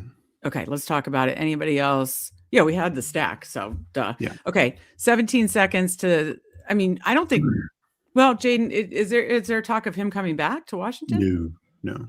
Oh, then I don't like that. I mean, this is stupid. I think Tua I mean, has one of these three guys are going to start somewhere. Right. This is why I don't mean to start a little sibling fight here, but this is why I would have taken Kirk or Aaron Rodgers and over a dust ball second tight end. I mean, Dalton Schultz is going to be, and I agree with Steve, he's like good value, but he could be somewhat equal to Kate Otten, right? I mean, And the bigger issue is this is the problem with us being so thin at running back and feeling the need to take Nicholas Singleton, because if we were more balanced, we would take a quarterback there. And, because there's so many receivers still left. Like, that's the point, is I want to be my last couple picks to be receivers and tight ends. Yeah, I mean, no, and this is why you let the draft come to you. You never force yourself into a thing. We're just doing an exercise, essentially. Yeah. I still would have, given our situation, taken, me. I do not value tight ends very much. I should, but I don't. Like, I think, like, if we would have done like Gesicki and Kate Otten, I would have been totally fine with that. So, and then had an actual quarterback that I personally believe, Aaron Rodgers or Kirk Cousins, that's going to be playing this year. But maybe Mariota. I mean, what are the rumors with Mariota? Just curious now. Oh, nothing set, but it's just you start counting to 32, and this is why Tyson Badgett could get traded for. There's so few options out there, and Mariota has a career of starting. He's filled in these last 2 years in 10 games for Jaden and played well. So, I just think there's going to be more of a market for him than Anthony Richardson, who, that kind of stuff, or Justin Fields. All right, keep talking about that. I need to look something up. I just want to make sure I'm muted.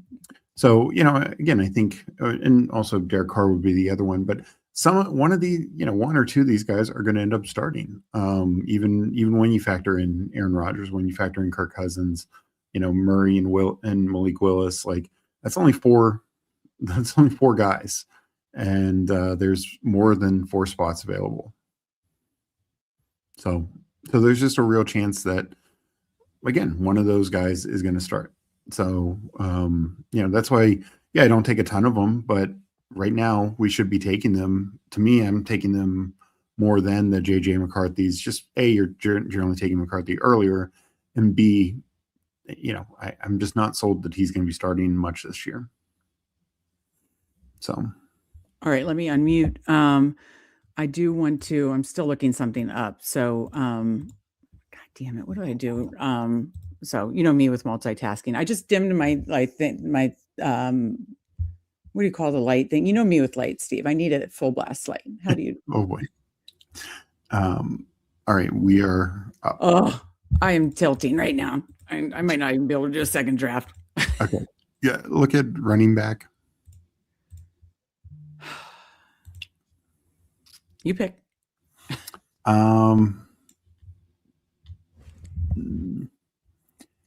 Yeah, no, let's do Chris Rodriguez. Oh, thank God I got the thing back up. Okay.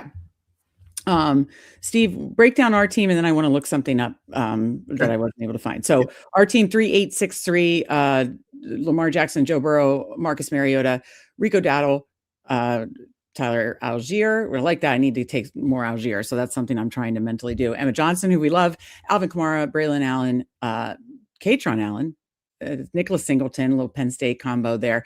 Chris Rodriguez, Jamar Chase, Malik Neighbors, Nico Collins, Carnell Tate, Mike Evans, Denzel Boston, Mark Andrews, Dalton Schultz, Mike Gesicki. We already had our little battle about where I wanted to take Cousins or Rodgers, but I am happy for Steve that he got the DK Rodgers stack.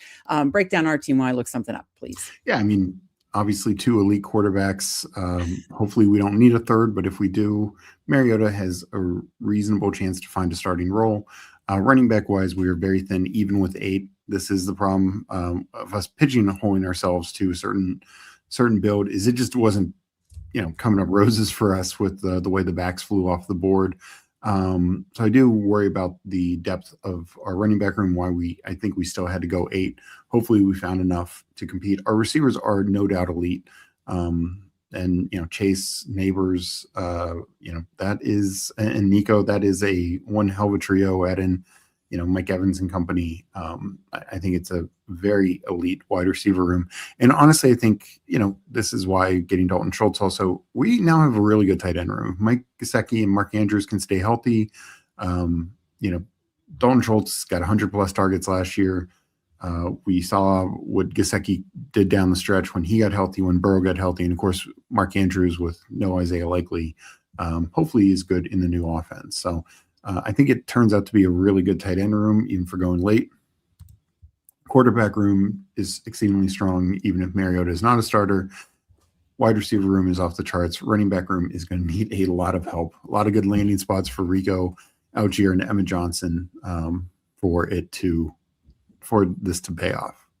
Paulino, I was censoring myself. I almost said that. And I said, but tight ends lives matter too. But I just give no weight to the tight end position. Feel like it's easily replaceable. But I'm glad you got a laugh out of that. Meg, GAB says, Meg is totally out of control of her comfort zone with a 0 RB and out of the one hole. Must see TV. Your reactions have me cracking up. Will she land the plane or run away into the field? I mean, she thinks this is the plane from Lost because we didn't get Aaron Rodgers. Yeah, that's true. But good call, Paulino. I do need to value tight ends more, and good call, GAB, on that. So what I was looking up is, again, first of all, we appreciate everybody watching, liking this episode. Make sure you're subscribed to the Fanspeak Network. Check out the link in the description for our Substack. But I do want to mention our Fanspeak Fanspeak Network YouTube memberships. Again, a lot of good things coming. We have member shows every single weekend from Steve. They're all rookie shows this weekend. We're going to start members only live streams starting tomorrow night. And that's going to be really fun. We are going to have more membership stuff coming, which is really, really going to be fun and exciting as well. Obviously, the emojis, all that kind of stuff. But we also want to reserve our reviews for just our members too. So we do appreciate, Steve and everybody. Bree, Granny, and Steve. But we're going to give a review to our guy Mike Robb because he's been a loyal member from day one. So if you are a member, we will review your team. Again, click join and check that out. And again, a lot of other stuff, fun stuff coming with that is already with that and coming with that. And stay tuned for our YouTube members. I'll be sure to post the link for the members only show tomorrow night. So let's check out Steve's team from the 10 spot. Steve 3-6-8-3. That's our typical build. And I know I like some of his stacks. So already he had 3 quarterbacks, 2 in that really good pocket. And then Kyler Murray just a little bit later. May, Herbert, Murray, Achane, Barkley, double anchor, Coleman, Spears, Mike Washington, George Halani. And then we've got Ladd McConkey, Zay Flowers, his guy Zay Flowers, Mekhi Lemon, Steph Diggs, Romeo Dubs, Kayshon Boutte, Torrey Horton, feels like a fun pick, Jalen Lane, Orlando Gadsden, Gunnar Helm, and Colby Parkinson. I like this team a lot. He's got 3 stacks throughout, double anchor running back. Jonah Coleman, I forget, is it Price or Coleman that you have ranked as the 3rd running back? Help me remember. Price is definitely he's going to go higher in the draft. Price is the Notre Dame backup, right? Yeah. Coleman is who? I'm just trying to learn. Washington. Okay, my bad. I'm just trying to learn. Okay, so 2, a double anchor, then a couple of fun rookies, Spears, Halani. I'm guessing, just thinking the whole situation with Seattle, that Sharps will be out for so long. Also probably low owned in a contest like this. No. And then obviously, stacked up his quarterbacks and was able to stack with his tight end too at Gadsden. I love his team a lot. What are your thoughts on Mike's team, Steve? It's very typical of what we like to do, and I really like it. Yeah, I think getting 3 quarterbacks early, it didn't go as early as we did with Lamar, but kind of went early, middle, and then late middle. I think is good. I think Kyler, as I've said, is to me one of the most undervalued quarterbacks. You have 3 quarterbacks with top 10 potential. And so just hitting spike weeks potentially every single week is a lot of fun for this kind of build. Running back room, it's top heavy, but it's good. And that's kind of the way to build. He went, can you scroll down? I can't. Oh, my bad. Hold on. Give me a sec. Okay, so running backs, and you said scroll down to Yeah, receivers. so you want like double anchor, Jonah Coleman, who hopefully gets a good landing spot, and then like three other guys. I like the George Filani call out. I don't think Kenneth Walker's gone, but at worst, Filani's a good backup. And then the receivers kind of like hit Ladd and Flowers, but then Lemon, Diggs, Dubs. Dubs, I think, is one of the better value receivers. I agree with that. Torrey Horton, Jalen Lane. These are like fun second-year guys who Upside could see a swings, bigger role. And then tight end kind of went, mid-tier with the stack with Gadsden, and then two late guys. Yeah, I like it a lot, Mike. Well done. Clap it up for Mike. And we appreciate Steve and B. Grandy drafting with us. And we appreciate all you watching. Hit that like button. I just looked, unfortunately, not a ton watching as much as we'd like to have. But and if you're watching over Twitter, come over to the YouTube streets and say hi. We do have 25 likes, so we'll do another draft here, Steve. Let me bring over the wheel, and we will decide the next draft build. So what would you grade us? Our mom was a former teacher, still the teacher in her, loves to give grades. What would you grade us landing the plane, as JB said? Did we crash in the field, or did we land the plane for a true zero RB build? I mean, I think it's a B-. It just needs a lot of help. Like, we don't have no security at running back. Our top three guys and most of our guys, we have nothing we can rely upon, which is not a great feeling. Like, maybe most of those guys, and even somebody like Braylon Allen, maybe somehow Breece Hall leaves and Braylon Allen is a better role. But it's like, if not, these guys are very limited. So it's tougher. It's definitely not my favorite build. Okay, not my favorite build either. Something I'll probably do more once in the regular draft season when we have more information. So I'm going to take out the regular zero RB, and I'll go ahead and take. Or do you want me to? I don't think we did do zero RB with an elite quarterback. We didn't do it with both. That would be the tough thing is there's so few elite tight ends. Like, you have to have the right spot. Like, we can't do it. You almost can't do it from one, because McBride and Bowers are not going to be there. And then Loveland. Should we take out? We did do double. So we did zero RB. We kind of did zero RB. We weren't able to do it with both elite quarterback and elite tight end. But like you said, there's not that many this year. We did kind of already do double elite quarterback too. So is there anything else you have to add, or is this a three? Add two tight ends in the top 110 picks, or 100. Would you call that like a mid-round tight end build, or no? Ideally, it's like one elite, one. Okay. Top Gadsden. 120 or something. Okay. Yeah. Okay. Is that good? Yeah. Okay. So again, it's hero RB, hero wide receiver, and we'll define that as if we get it. Hyper fragile running back, just 4 in a row, and then make it work.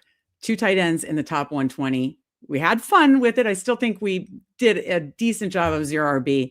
Let's see if we can, even though we didn't love it, I would give it a C too. I still think we did it the right way. So what are we doing next, Steve?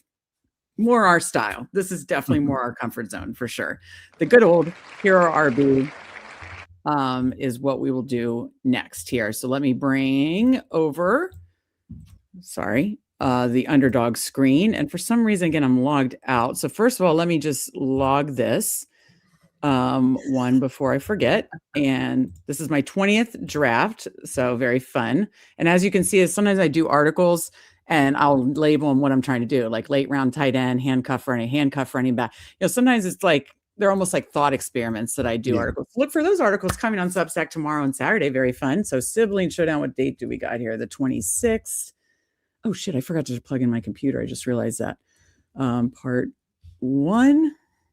Okay, after I start the draft, remind me to do that. So if anybody wants to jump into a second big board with us, hopefully it works again. Let me just do a little refresh again, try to make sure we're set up for success here. So if anybody would like to join a second big board with us before we head out for this evening, I am going to count it down from here. So we're jumping in 10, 9, 8, 7, 6, 5, 4, 3, 2, 1, enter. Whoops. Okay, waiting for, it was at 8, 6, 7, 5, 4. Okay, 4 more to go. There's some good chat comments we should read. Okay, well, I'm multitasking here, Steve. I'll get there, bud. Okay. Right. But we did appreciate Mike, Steve, B. Grandy all joining us. Schultz is such a good value. Oh, okay, I caught up on these. So, we did the wheel. It says Braylon Allen, at least for me, feels like the most uninspiring pick at the moment. Feels like a richer Ollie Gordon. I think it's like the team he's on, right? I mean, well, no, I mean, it's kind of the same thing. Like A-Chain and Brees Hall are these elite potential backs. And yeah, I mean, the team's also bad. So it's just like there's not a huge pathway for Braylon Allen to have a big outcome. And I think his point is you can get that back 4 rounds later.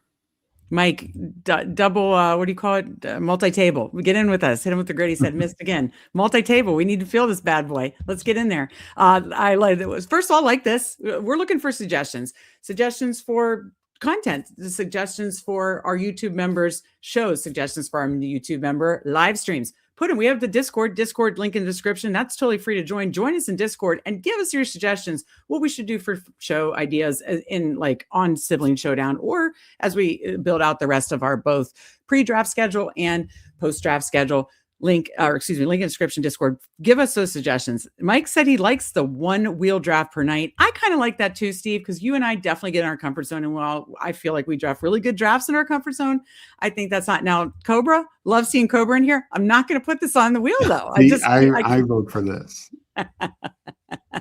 I can't put this on the wheel. Okay, Aiden's in here. Let's ride. Let's see who all we got. So I see so Minso is Aiden at the 1, King of QC at the 2. We are at the 3. We're doing, oh shit, we might have to pull up if the 2 running backs go for the old hero RB, or let's talk about how we define it, but let me finish reading. Young Mula, yay, good to see GAB at the 6. Be more Havens, that's funny. Napball, that is I know Napball is in there too. So 1, 2, 3, 4, 5 of us in here. Hopefully 3 of us 5 are moving on. But good to see the friends and family draft. Steve, how would you define hero RB this year? 1 in the first 2, or do we need to pull up like a JT here? If Gibbs, I think 1 in the first 2 is fine. Oh, well, Gibbs fell. So let's just do that. Well, that makes it easy then. Okay. So that means 1 in the first. And so then how do we define it? Then not another until like round 7 or something like that? Like similar to what we just did, but we anchored it with the hero RB. I kind of think hero RB, 0 RB. It's like hero RB is just then getting 1 in the first 2 rounds that you're really comfortable. If we had to wait to the second round, I think that would have been very reasonable, to anchor it with like a Henry or somebody like that. Yeah. Well, we're sorry we missed you, Gritty. We're glad Aiden. We're glad that, Aiden, King of QC, Young Mula, and Napball are in here with us. Be sure to chat along the way. Again, we certainly appreciate you. Good luck, siblings. Good luck, chatters. Appreciate you, Cobra. Aiden says, theoretically, you would like to spin the wheel till you get 2 0 RB teams back to back. Then Steve is slamming his head into the desk. Yeah, that is true. Mike said, I got in the correct draft for sure. Schaup's hands tied, no chat ball knowers. So yeah, there wasn't many, it wasn't a full room. And then the siblings' hands were tied. And Mike, I loved your team. I'm not just like blowing smoke. I mean, and by the way, when we do the reviews, I thought a fun thing we could do with the reviews, speaking of suggestions, right, Steve, is like, I'm going to date myself.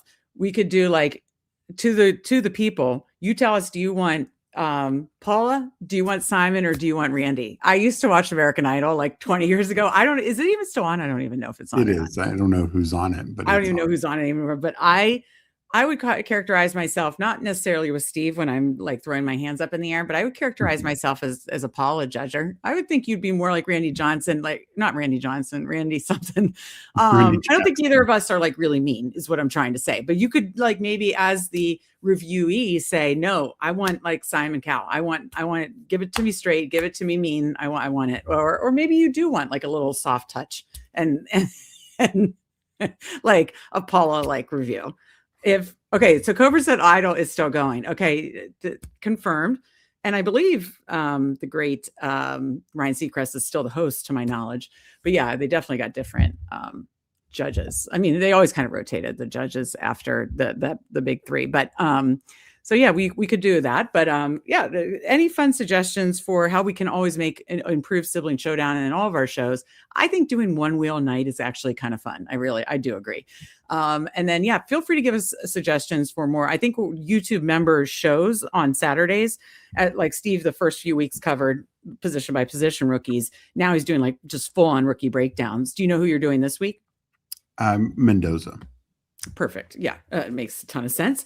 So, I've not been able to get Mendoza. It's very, very weird. Like in drafts, it's like I want to get him, and then he just keeps constantly going before I'm like, oh, he can be my third quarterback. And then it's like he can't. So that would be fun. Check out the Mendoza breakdown. It'll just be all about Fernando Mendoza and why Steve likes him as a best ball rookie pick, I should say.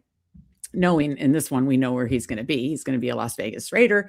Look for that on Saturday. And then again, our first YouTube members only live stream is tomorrow night, probably 9:30 p.m. And again, I think we should, I think we're likely going to do a bigger board draft, but Steve and I will talk that through. But feel free to give us suggestions for the members only live streams. I know we're on the clock. My bad. So we can't do Henry. Nico. I'm just checking here. Or do you want to do Bowers and this will be our one Bowers share? No, let's do Nico. We did Nico last time. Okay.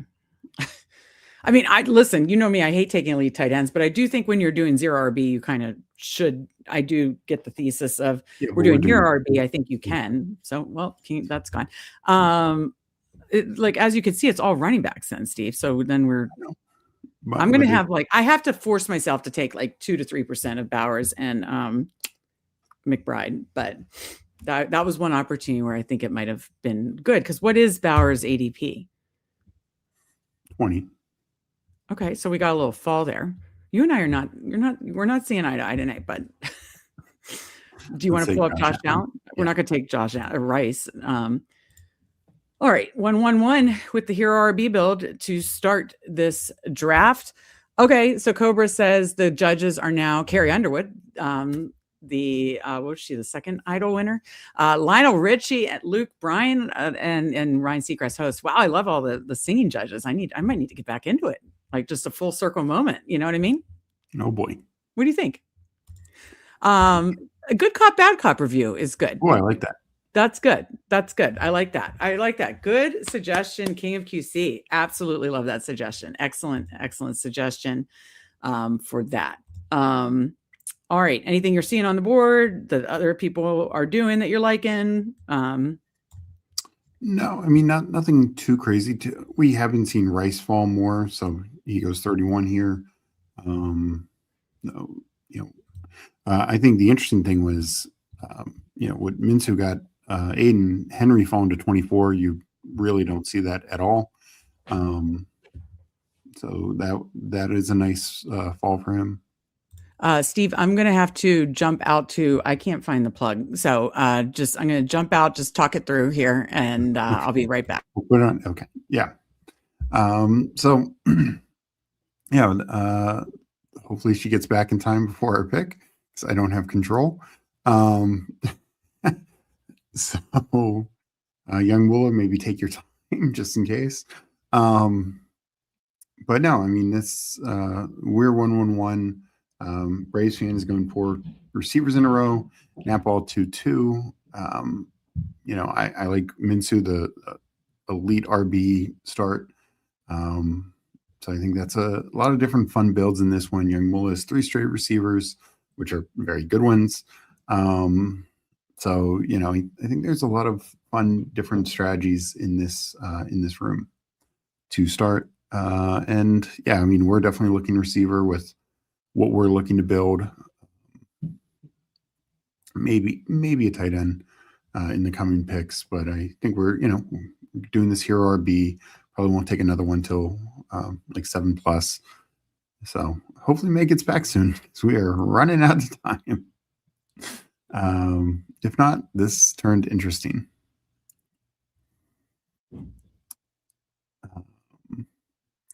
All right. You're on mute. Okay. It took me the whole time to find the plug. Okay. So we need a receiver or a tight end. Go Loveland or whatever receiver. Damn, I cannot get Loveland Loveland. Okay.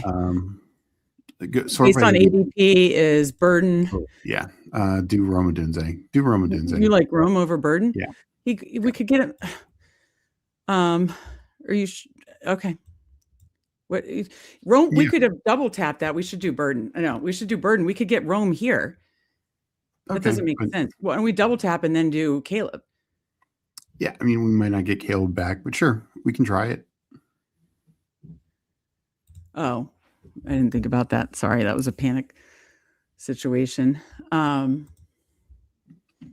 Yeah, this is the tough thing for doing these kind of builds is because I would clearly take Scatterboo right now. Good Lord. Well, any of those running backs. And Devontae Scott. I'm lower on Henderson and Harvey right now. Me too. But those running backs just make way more sense. Or, we took Allen, so we can't take Lamar, that kind of stuff.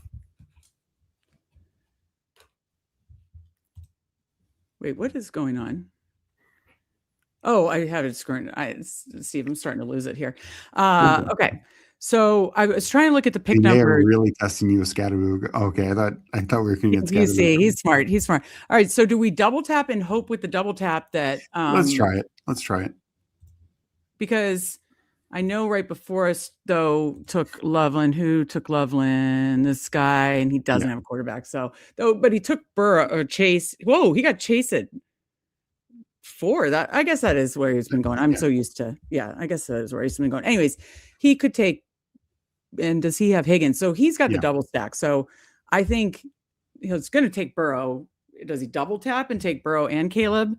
I doubt it, but maybe. Well, we would pick at 70. So we would take Caleb at 70. Oh, right. If he takes Burrow here, we would take. Yeah. Okay. Yeah. Got it. Okay. Then I'm glad we did this. Again, these things are like, I love the way you and I draft together. Absolutely love it. I love our player takes, but this does force us out of our comfort zone. And are we always going to love the way it looks at the end? No, probably not. But this is forcing me to do stuff I don't typically do. I don't do a ton of elite. I make sure I'll have like 6 to 8 somehow of like the top, whatever, 4 round quarterbacks. But how often am I going to do Allen and, a Caleb double stack? Probably not that often, because I do want to get 3 running backs in the first 6 rounds, like a good, this pre-draft probably 80% of the time. So it is forcing us out of our comfort zone in that regard. Okay, keep talking. I need to now plug in the computer and make sure I'm doing that right. No, it is, because I will say I'm as much as I love Josh Allen, I don't have a ton of him right now. Don't have a ton of Lamar, because this next tier of quarterback, and Lamar actually fell in this, but this next tier of quarterback of the Burrow, Caleb, Jalen, and then even going into the 70s, like Lawrence and Herbert, Dart and Dak is just so strong. So yeah, it forcing us to take Lamar in the last one, Allen in this one, I think is a good thing. And I don't love the Burden price. I think we're paying top dollar. I like Burden as a player. I just think Adunze is the better receiver. I think Burden should be like, more in the 60s. I really wish we would have got a Loveland. I would have liked this draft a lot more if we gotten Loveland. Oh, I know. Because again, I do agree, and I've heard Emo Cowboy and I've heard others talk about this. I do agree, kind of like the thesis of doing, and this is why I'm so comfortable in not doing it often, because I don't do a lot of like elite tight end builds, but the thesis is taking an elite quarterback and or elite tight end. I know.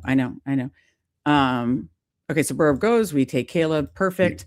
2, 1, 3 here. So that's unique. We did another double elite, so to speak, because we did 2 in the first 6 rounds. Coming up at 73. Now we're open where we could take Ramondre, right? And then I like these receivers. So there's a lot I like here, Steve. Yeah. And then if you did want to get, there's a lot I like based on your ranks, based on ADP. Okay. Yeah. Whatever. I just went on a Q fest. We're not going to take them, but anybody else that you want to queue up by ADP? No. I'm assuming if Ramondre comes here, you want Ramondre. Yeah. I think, that doesn't feel as hero-y as a running back by taking one in the 7th round also, but I'll leave it up to you. I'm fine. King of QC, you're such a damn sharp drafter. I wanted Ricky P. Let's do Alec Pierce. Okay, let's do Alec Pierce. Yeah, let's and then we can take a running back next round. So we start 2, 1, 4. I definitely think in this situation we could stop at 6 if we wanted to. This could be like a 3-7-7-3 build, and again we'll tack it on late, and it'll definitely be Kirk and Aaron Rodgers, I can assure you. I definitely think it has to be 7 receivers with taking 2 Bears receivers. Yeah. So I think like something like this could be and you're anchored by Gibbs, could be like a 3-7-7-3. Oh, look at King of QC cooking. So he goes Puka, Bowers, Olave, but love Javonte Williams, double tap Javonte Williams, Scatterboo, Dart. So team correlation. Then he gets Ricky Peary. He's getting all my guys. I love it. King of QC. Oh my. Let's see because we do full reviews for YouTube members, and I will see which ones are. But let's see young Mula cooking here with the 0RB 1051 Lamb picking. So he set up the Dallas double stack Brown, McLaurin, Watson, Warren, Dak. Now I'll tell you what, that when I'm doing 0RB, doing exactly what GAB did is how I like it. Double stacking a very high volume passing offense. And then you really hit receivers. So probably likely, I assume, still stop at 6. You get the Dak double stack and still an elite tight end. I feel like that's how you want to execute a 0RB. I love it. I mean, obviously to land the plane, he's going to, want to make sure he hits running back hard and with volume too. But I love that start, for the what you get at the front end of the 0RB. What are your thoughts? No, I agree. I think landing that Dak with the double stack is a lot of fun. And then adding Tyler Warren, so a top end tight end as well, just gives you a lot of ability, whether he goes 2 quarterbacks, 3 quarterbacks, 2 tight ends, 3 tight ends. He's got a lot of optionality right now, 6 or 7 receivers. He could stack up 9 running backs if he wanted to. But no, there's that can be a very fun build with that wide receiver start. Yeah, absolutely. Well, why don't we talk through here? I don't see Netball in the chat. I wonder if he accidentally got into our draft, but I know he has been in a lot of our chats, so that's super fun.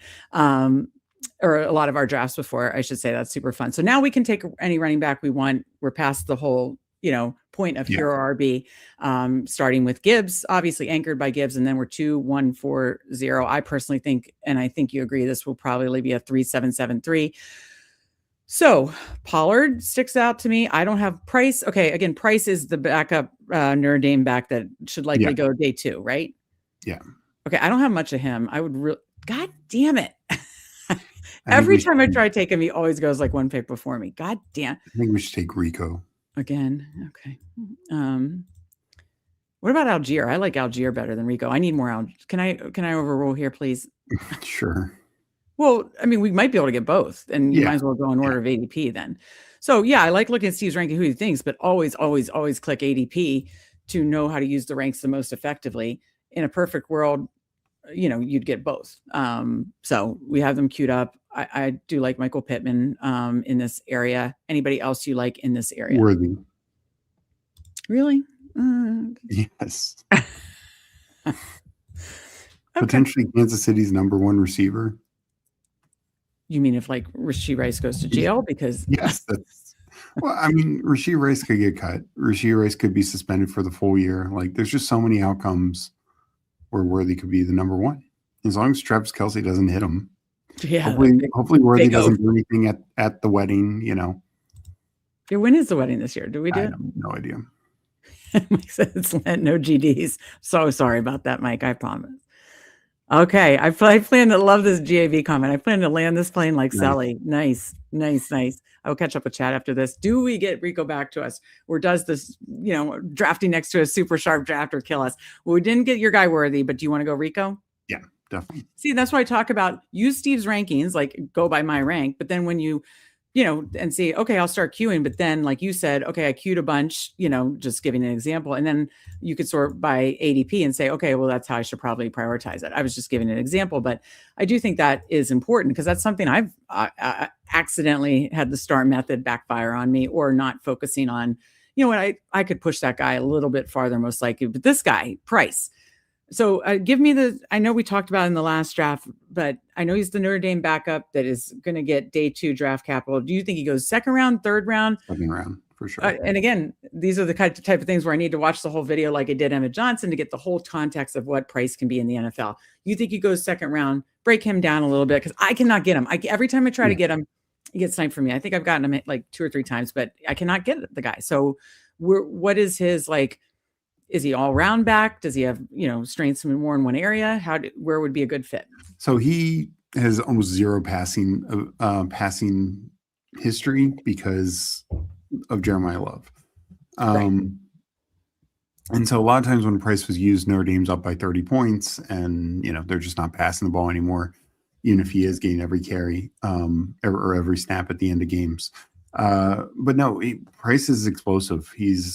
Was an elite returner in college, absolutely electric with the ball in his hands. We'll see what his exact measurements are, but like 5'11", 210, just a tough runner, good vision. There's a lot to like about his ability as a running game. I don't know if he's a 3-down back, so that concerns me slightly, but honestly could be very comparable to like a Quinshon Judkins.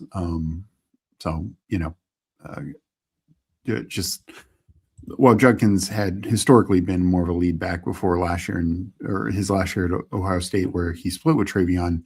But kind of the same thing, like part of a committee, but more the early down hammer. Love was at the everything at Notre Dame, but that Price has that upside of being an early down back for sure. All right. Based on ADP, I don't really love the top. What do you like here? Shakir with Josh Allen. Oh, I forgot about that. I was like, what am I missing here? I don't know. I need to lock in, Steve. I'm sorry. I need to lock in. My focus is I'm like trying to focus on too many things and that was my bad. Okay. So that was a no brainer. 2-3-5-0. I queued up Debo Higgins. Top of your ranks is that Dubs, does he go? That would be a little early. Okay, top of ADP. What about Coker? I know you won't let me draft Kittle. Though I will say, like in this build where you're doing 3 tight ends and you get Kittle, falling a little bit. Can't we do it? At 123. That's not falling. That's a 3-pick fall. I mean, look at that CLV. Look at that. Sometimes falls 15. I don't understand why you wouldn't want to do it. Like I get not doing a 2 tight end build, but that's the thing is I feel like we have a luxury this year where we used to have to do Kittle in 2 tight end builds because he was going in round 4 to 6. Please. No, that is the worst pick on the board by far. It's not. Okay, go ahead. What do you want to do? Let's do Debo. Fine. I'm pouting. All right. Steve gets his way as usual. Like, why would we take Kittle when guys like Robert and Ferguson are on the board? He literally could play week 1, definitely going to play by like week 4. Reports are looking good. It was a clean tear. Whatever. Didn't have like there's zero chance he plays week 1. There's not zero chance he plays week 1. There's no way he's playing in Australia. There's no way. That? There's no way he's playing in Australia. Oh, wait, do we know that's week 1? That's week 1, yeah. You don't know that. They're not putting him on a 22-hour flight to Australia each way. Okay, he's going to play week 2 then. Okay. But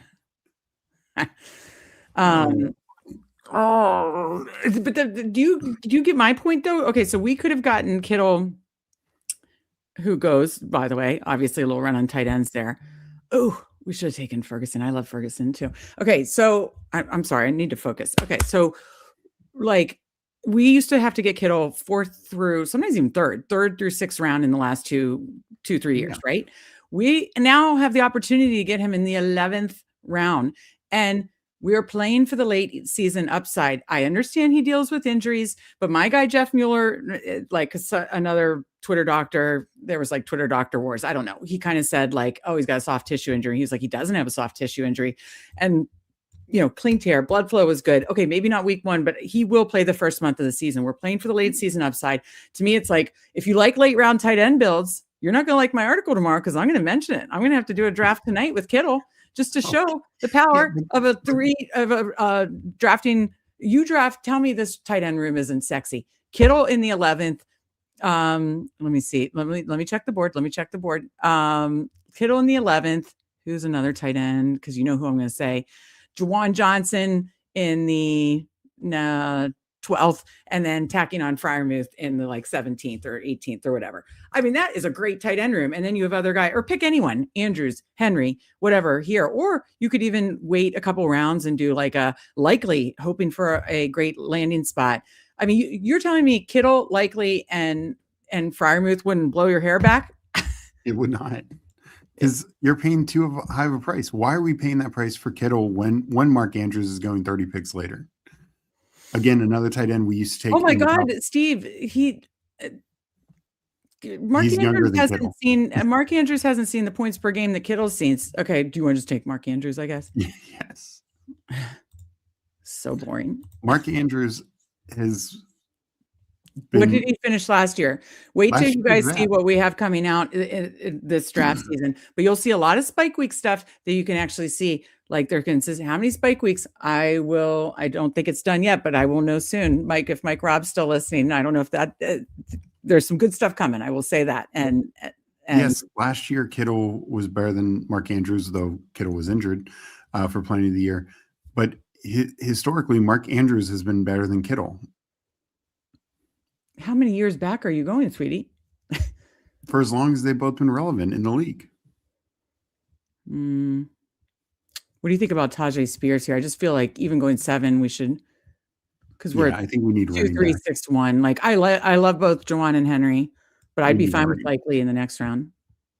Is that what you want to do? Yep. Okay. All right.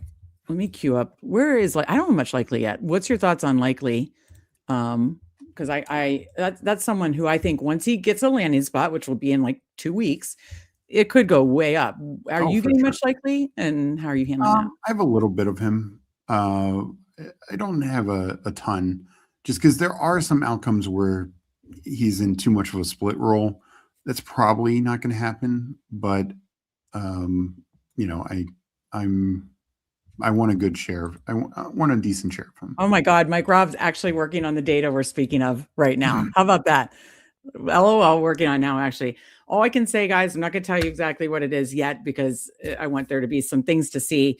And Bernie and Mike Robb are working behind the scenes on amazing things. And obviously with Steve and I all collaborating, that there is going to be something amazing that YouTube members and Substack members will have access to. And I think it's going to be an absolute gospel, must draft with it situation. So that's awesome to hear, Mike. Let's catch up on the chat here while we're around the turn here. So when I was off looking for the cord, because obviously still at my parents' house, going back to Baltimore next week, was trying to find the cord in my dad's office and their parents' office. And that was a little whoopsie.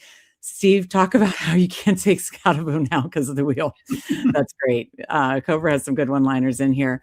When was the last time either you two were mean? You're so damn nice. I find it hard to see. Now, someone like Email, he could be a real a-hole. That's hysterical. I mean, well, that is the whole vibe of their show. And that is a very fun show as well. Steve, when's the last time I was mean? I mean, we can be mean. We're not like, I'm more like mean, like if you hurt, like I'm a ride or die type person. If you hurt me or anybody I care about, I can be a real bitch. But if you're nice to me, then I'm just a sweet darling. Wouldn't you say, Steve? Absolutely. Okay, we've got to check what Aiden's cooking up here. Do any build I've never done yet. We will look at that. GAB says, thanks, guys. I plan on laying this. Okay, that's right. Start 0 AP. And then, I need to watch the GDs. And I know we are on the clock. I will get there. And Henry and Likely are still there. So do you want which one? I mean, Henry's just a value as much as you want Likely. Yeah. No, I need more Likely, but you're totally right. Henry's a value. I mean, if you wanted to take Likely and be done, I wouldn't hate that either, because we took our first one at Andrew, almost like triple tapping, like a late round. Honestly, that'd be good for my article I'm working on tomorrow. So if you wanted to do that, I wouldn't hate it. But let's see what else we got at our disposal. Going to quarterbacks in the first 6 rounds, I think we'll tack on late. So we're not quite there yet. So what else do you like here by ADP? Butte, Sharps, no, Pat Bryant, Troy Franklin, Calvin Ridley. I mean, I like your guys. Surratt, where's he going right now? I'd say Surratt or likely, your choice. I think we do likely or Omar Cooper Jr. Oh, that's right. So he moved up that much? Yeah, I mean, like ADP. Yeah, he's 78. Let's do Omar Cooper Jr. He's okay. He could fly up draft boards. All right, so this might be our last receiver. Are you fine with that? Yeah, for sure. So you're fine with the receiver room of Nico, Burden, Rome, Alec Pierce, Shakir, Debo, Cooper. Yeah, I think because we did obviously 4 in the first 75 and then tacked on Shakir, Debo by 123 and then Cooper. I think this is perfect for a 3-7-7-3. So we'll do one more late quarterback, definitely before Cousins or Rodgers goes. 3 more running backs because we're anchored by Gibbs, then Algier, Daddle, Spears. But I like that, what we're cooking up. Andrews, Mark Andrews, Hunter Henry. Yeah, I need to get more likely, but it's not like we had to force it. So let's go back to the board and finish catching up with chat. So yeah, in summary, I mean, Steve and I can both be mean. If you push me the wrong way, I can be mean, but most of the time I do think I'm pretty nice. But thank you for saying that, Mike. Aiden. Okay, let's check out Aiden's build here. So from the 1 spot, 2, 5, 6, 2. Oh, I see what he's doing here. Okay. So Bijan, Henry, Kyron, Hendo, and then Waddle, Parker Washington, Trevor Lawrence. So he's got the stack there. Sam Laporta, Michael Pittman, Coker, Strange, Bryce Young, Travis Hunter, Trey Tucker, Sharps. So yeah, he's kind of tacking on Sharps as like almost like a luxury pick. This is kind of like a hyper fragile with like the luxury of like maybe you get like a late season Sharps. And then I'm guessing he's going to stop at 5 since he went 4 running backs out of the gate. Let's see, he's still caught up at receiver. He had he got 6 by round 14, 4 by round 10, 6 by round 14. I like it overall. The only thing I'd say when I do these type of builds is I find myself, but again, we've talked about how I undervalue the tight end position as a whole.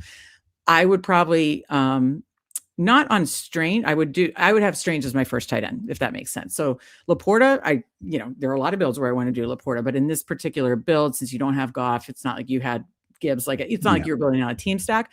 I would probably pass on Laporta and throw in another receiver there. That's my only note. Is just these are the type of builds that I like to do a little bit more mid to late round tight end. And I love the Strange stack building out the Lauren, the Jaguar stack. But he would have been my first. That's how I would have done that. Thoughts on that, Steve? But I love it. Yeah, no, I tend to agree with that because as good as Laporta is, I think Strange offers very similar upside.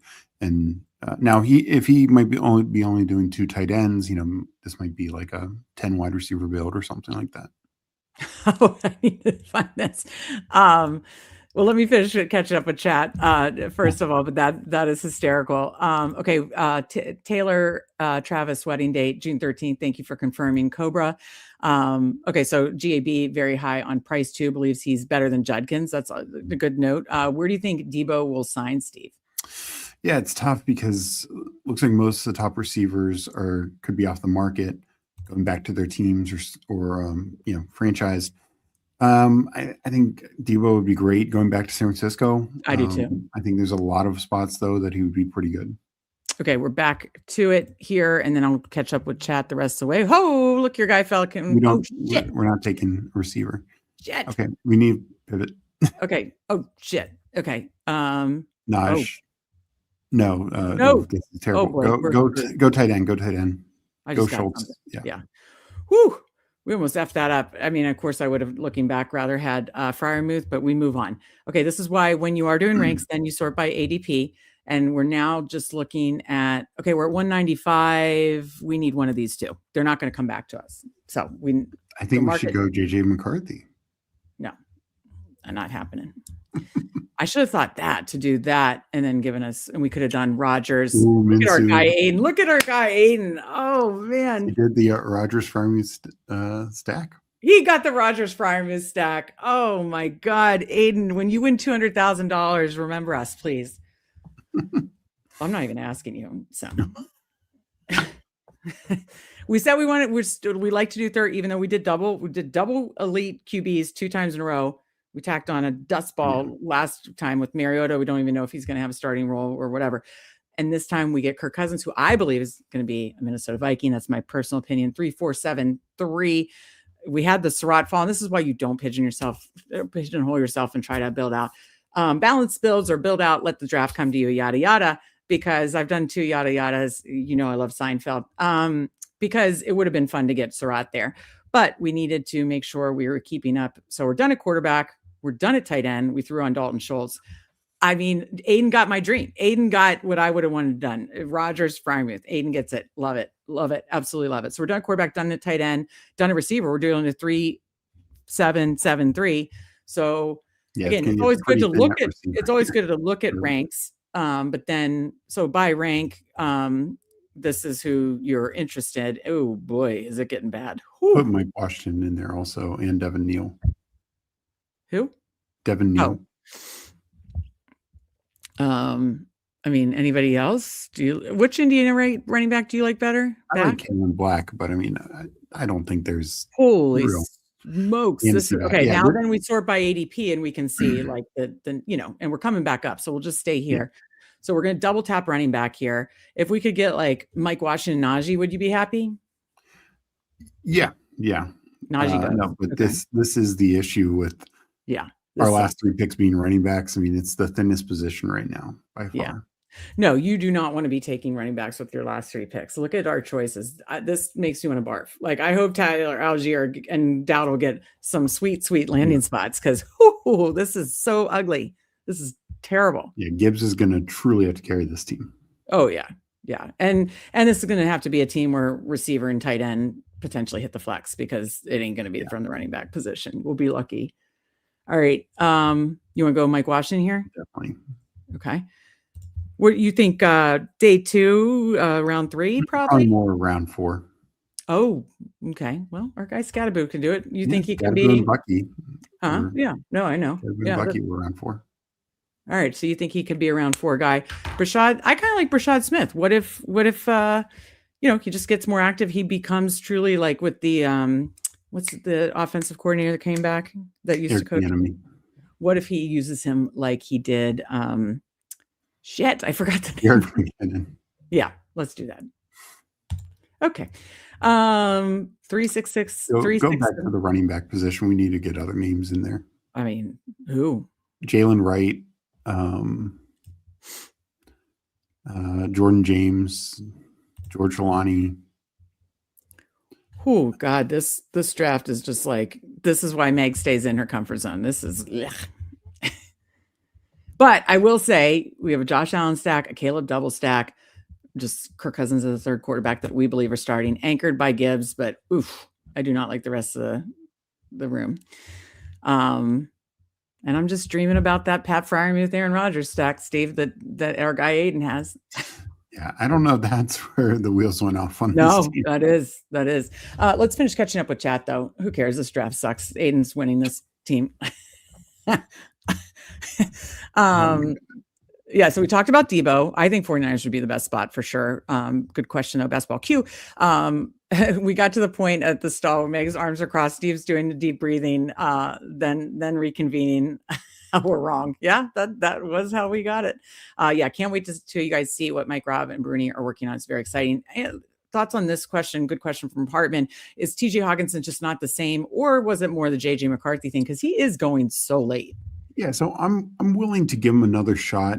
I don't know where he'll be. I think he does get cut or traded. Just they need to save money. And like when he came back from the injury 2 years ago, he didn't get any touchdowns, but he got pretty decent usage with Darnold. Then last year, just wasn't good, but also JJ McCarthy and Max Brosmer played 12 of the 17 games. So yeah, that's a problem. That is an issue. This is funny. Yeah. So I'm willing to give some late shots too. GB says, sweet darling, right, Steve, can we get that priceless pic of Meg shoving Steve at the haystack? So we showed the, John Riggins sharing a hayride picture on the same day. This was me helping helping my brother over the haystack. I mean, look at this 80s clothes that our parents had us dressed in. I'm not being helped, that's for sure. You're absolutely being helped. I'm so sweet. I'm like the sweetest sister. I'm so nice. But I love this picture. Look at me posing. Yeah, look at that. Oh, shit. We're on the clock. Okay. I mean, it doesn't matter. This draft's trash. Do you just want Rodriguez again, or do you want Kalen Black or let's do Rodriguez again? Oof. I mean, if 0RB wins this year, I'm going to have to thread a fine needle because I'm probably only going to have like 10 or 20% in the portfolio. But the year Pat Carrain won 3 mil, 2 mil, whatever it was that year. He did not love the double anchor and he forced himself to do it 20% of the time. So, hey, you should mix up your strategy builds. Mike, we will take your lesson. We'll do at least one wheel of drafts every Sibling Showdown, but then maybe the other one is like a free, where however many more we do that night is kind of free. But let's review this 3773 from the 3 spot, making sure we stuck to the Hero RB kind of guidelines. So we took one with Gibbs and then didn't take another one until I believe round 8. But Josh Allen, Caleb Williams, Kirk Cousins, Gibbs, Tyler Algier, Rico Dowdle, Tajay Spears, Mike Washington Jr., Brashad Smith, Chris Rodriguez. We'll say my one and only time I made the BBM finals, McKinnon was on the finals team. I'm just saying, I don't know. Nico Collins, Luther Burden, Roma Dunze, so the double stack there. Alec Pierce, Khalil Shakir stacked with Josh Allen, Deebo Samuel, Omar Cooper Jr., Mark Andrews, Hunter Henry, and Dalton Schultz. I mean, how do you feel overall? Which team of the two do you like better? I probably like this. No, I don't know. I like this slightly better. So what I'll say is I like this better just because even though I like the totality of our running backs more, it's just Gibbs. Even if we're wrong, we have Algier and Dowdle on both, so it's the same guys. So if we're wrong on them, it's going to kill both. But Gibbs can truly carry a team. Yeah.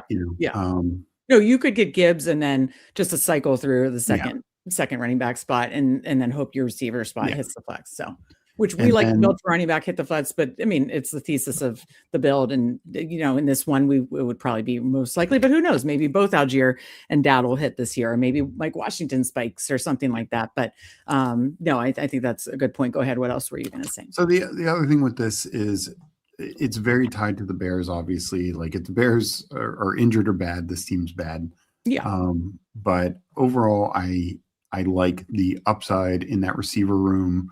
Not just the Bears, but having guys like, we took a 7th and Deebo and Omar Cooper Jr. later. I thought were fun picks. Alec Pierce, I think, has a ton of upside, probably back with the Colts, but regardless of where he goes, I think he's pretty good.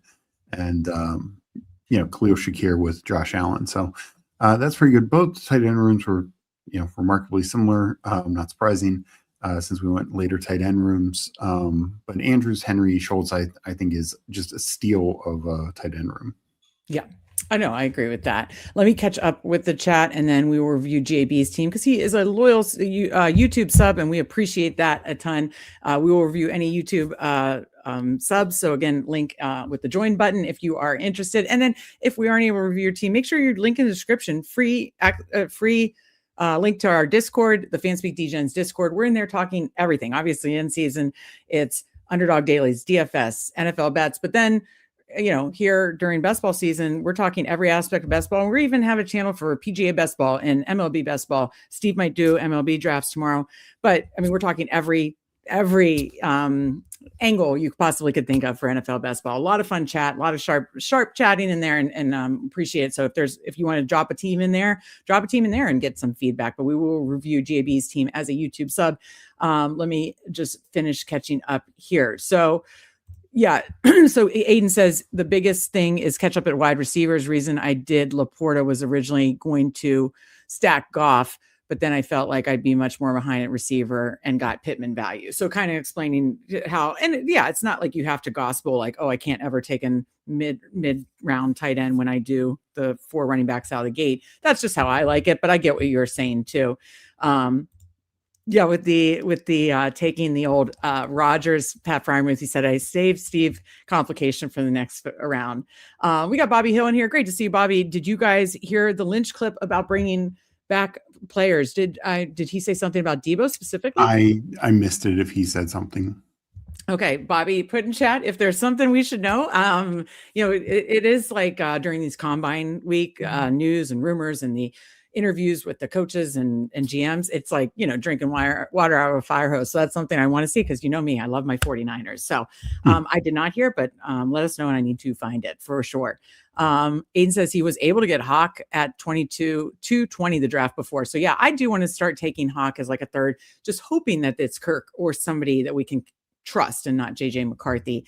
And then Cobra says Meg set up Kirko Chains and A-Rod with the Burden pick, knowing they were taking a Dunze right after, forcing Williams. So it set up 2 early QBs and guaranteed to take the third late one. It's chestnut checkers. You got to be thinking like 18 steps ahead, right? So you nailed it, Cobra. You know me. And Cobra, by the way, won Mike Robb, who does so much for us. We love him to death and appreciate him, set up the Super Bowl prop contest. So again, link in the description, check out the Substack, but also just join the Degen Discord. A lot of good stuff going on there, including contests. Like I tweeted today the picture of Riggins and us on the pumpkin patch hayride. But then I pinged it in Discord and said, first person to answer this, I'll Venmo $15 to. And so, Paul won that by seeing the Discord. We do a lot of giveaways. Cobra won the Super Bowl props thing, and Cobra and I will be drafting a BBM team together this summer. Looking forward to that, Cobra. So were you going to say anything, Steve? And then I want to go to JB's team. Okay. So again, if you ever want to have your team reviewed, throw it in the Discord, link in the description, or become a YouTube member, click the join button and check that out. I see that GAB is a loyal YouTube member, so let's review his team here. Let's see. Okay, so Young Mula from the 6th spot, 2963. Okay, so he did he said he was landing the plane on the big 0RB. So Dak, Cam Ward, and then Tony Pollard, Emmett Johnson, like that. Tyron Tracy won't hold it against you. No, good pick for this type of build. J.K. Dobbins, Jordan Mason, Braylon Allen, Ray Davis, Marshawn Lloyd, Jordan James, and then double stack CeeDee Lamb, Pickens, A.J. Brown, Terry McLaurin, Christian Watson, tacked on Isaac Tesla, and then Tyler Warren, Gunnar Helm, and Elijah Arroyo. I like it. Me, I always love 3. So I probably still would have gone like 3-7-6-3, 3-7-8-3, because I just, I'm just a 3 quarterback girl, especially in pre-draft, but honestly, always really. And I don't think, Marshawn Lloyd, Jordan, so if the handcuff situation hits, it hits. And that is obviously the thesis of the 0RB build. But I probably would have just gone 8 there. Other than that, love it. The fact that you got Dak double stack, these receivers are nuts.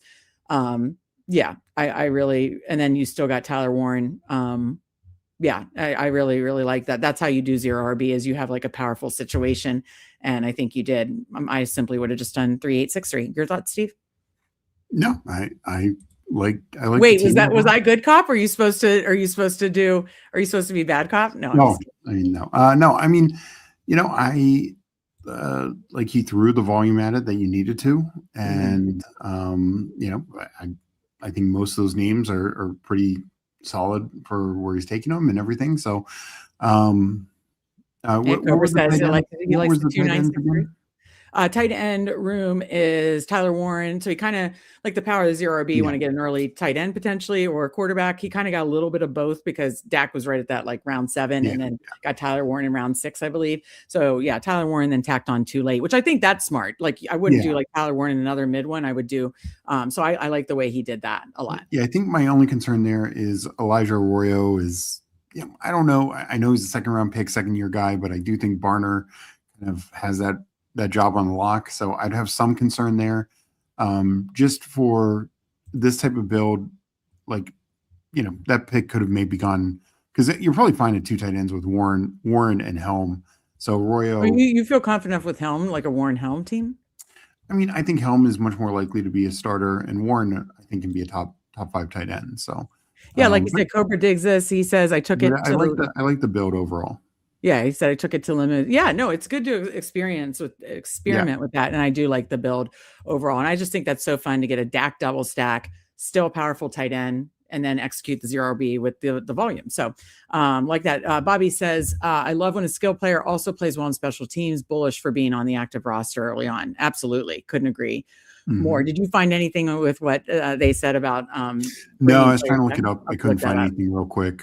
So okay, we already covered that. I did set that up. Awesome effing stream shops. Thank you, Mike Rob. We appreciate you. We appreciate all of you watching, liking, drafting with us. Again, check out the YouTube subscription options. We do have a lot of fun stuff coming. I promise you. Again, tomorrow, our first YouTube members only, likely a bigger board stream. See what Steve and I do together, where we will not have a wheel deciding for $100 draft. We will be trying to make our very best team possible.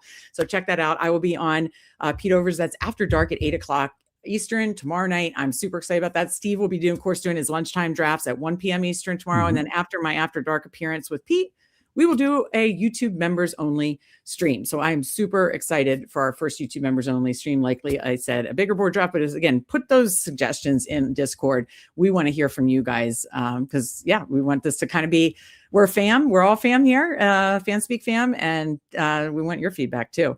This was a lot of fun. Steve, any final thoughts for the people? No, just thank everyone for joining us. And I'm excited for your After Dark stream tomorrow. Thank you, bud. Appreciate that. This is a good one. No wheel spin for the C note. Absolutely. Yes. Good luck to all in the stream. Yeah. Join Steve tomorrow. Join YouTube members. I'll, pin it in Discord, pin it in YouTube, but join us for the YouTube member stream tomorrow night. And if you want to come over to the After Dark, join us there as well. This has been a ton of fun, as it always is. Everybody have a great night. For Steve, I'm Meg, and we will see you next time. Fanspeak, where the plan runs deep. The team grind hard, don't eat, don't sleep. From best ball dreams to DFS streaks, they help you print money every single week. No cap, no gimmicks, we breaking limits. NFL bets, yeah, we live this business. Meg and Steve, that OG vision. Draft room killers on a lifelong mission. More stress to the Sunday spread. Fanspeak's that voice that's inside your head. Best ball, DFS, NFL bets. They built it brick by brick, no regrets.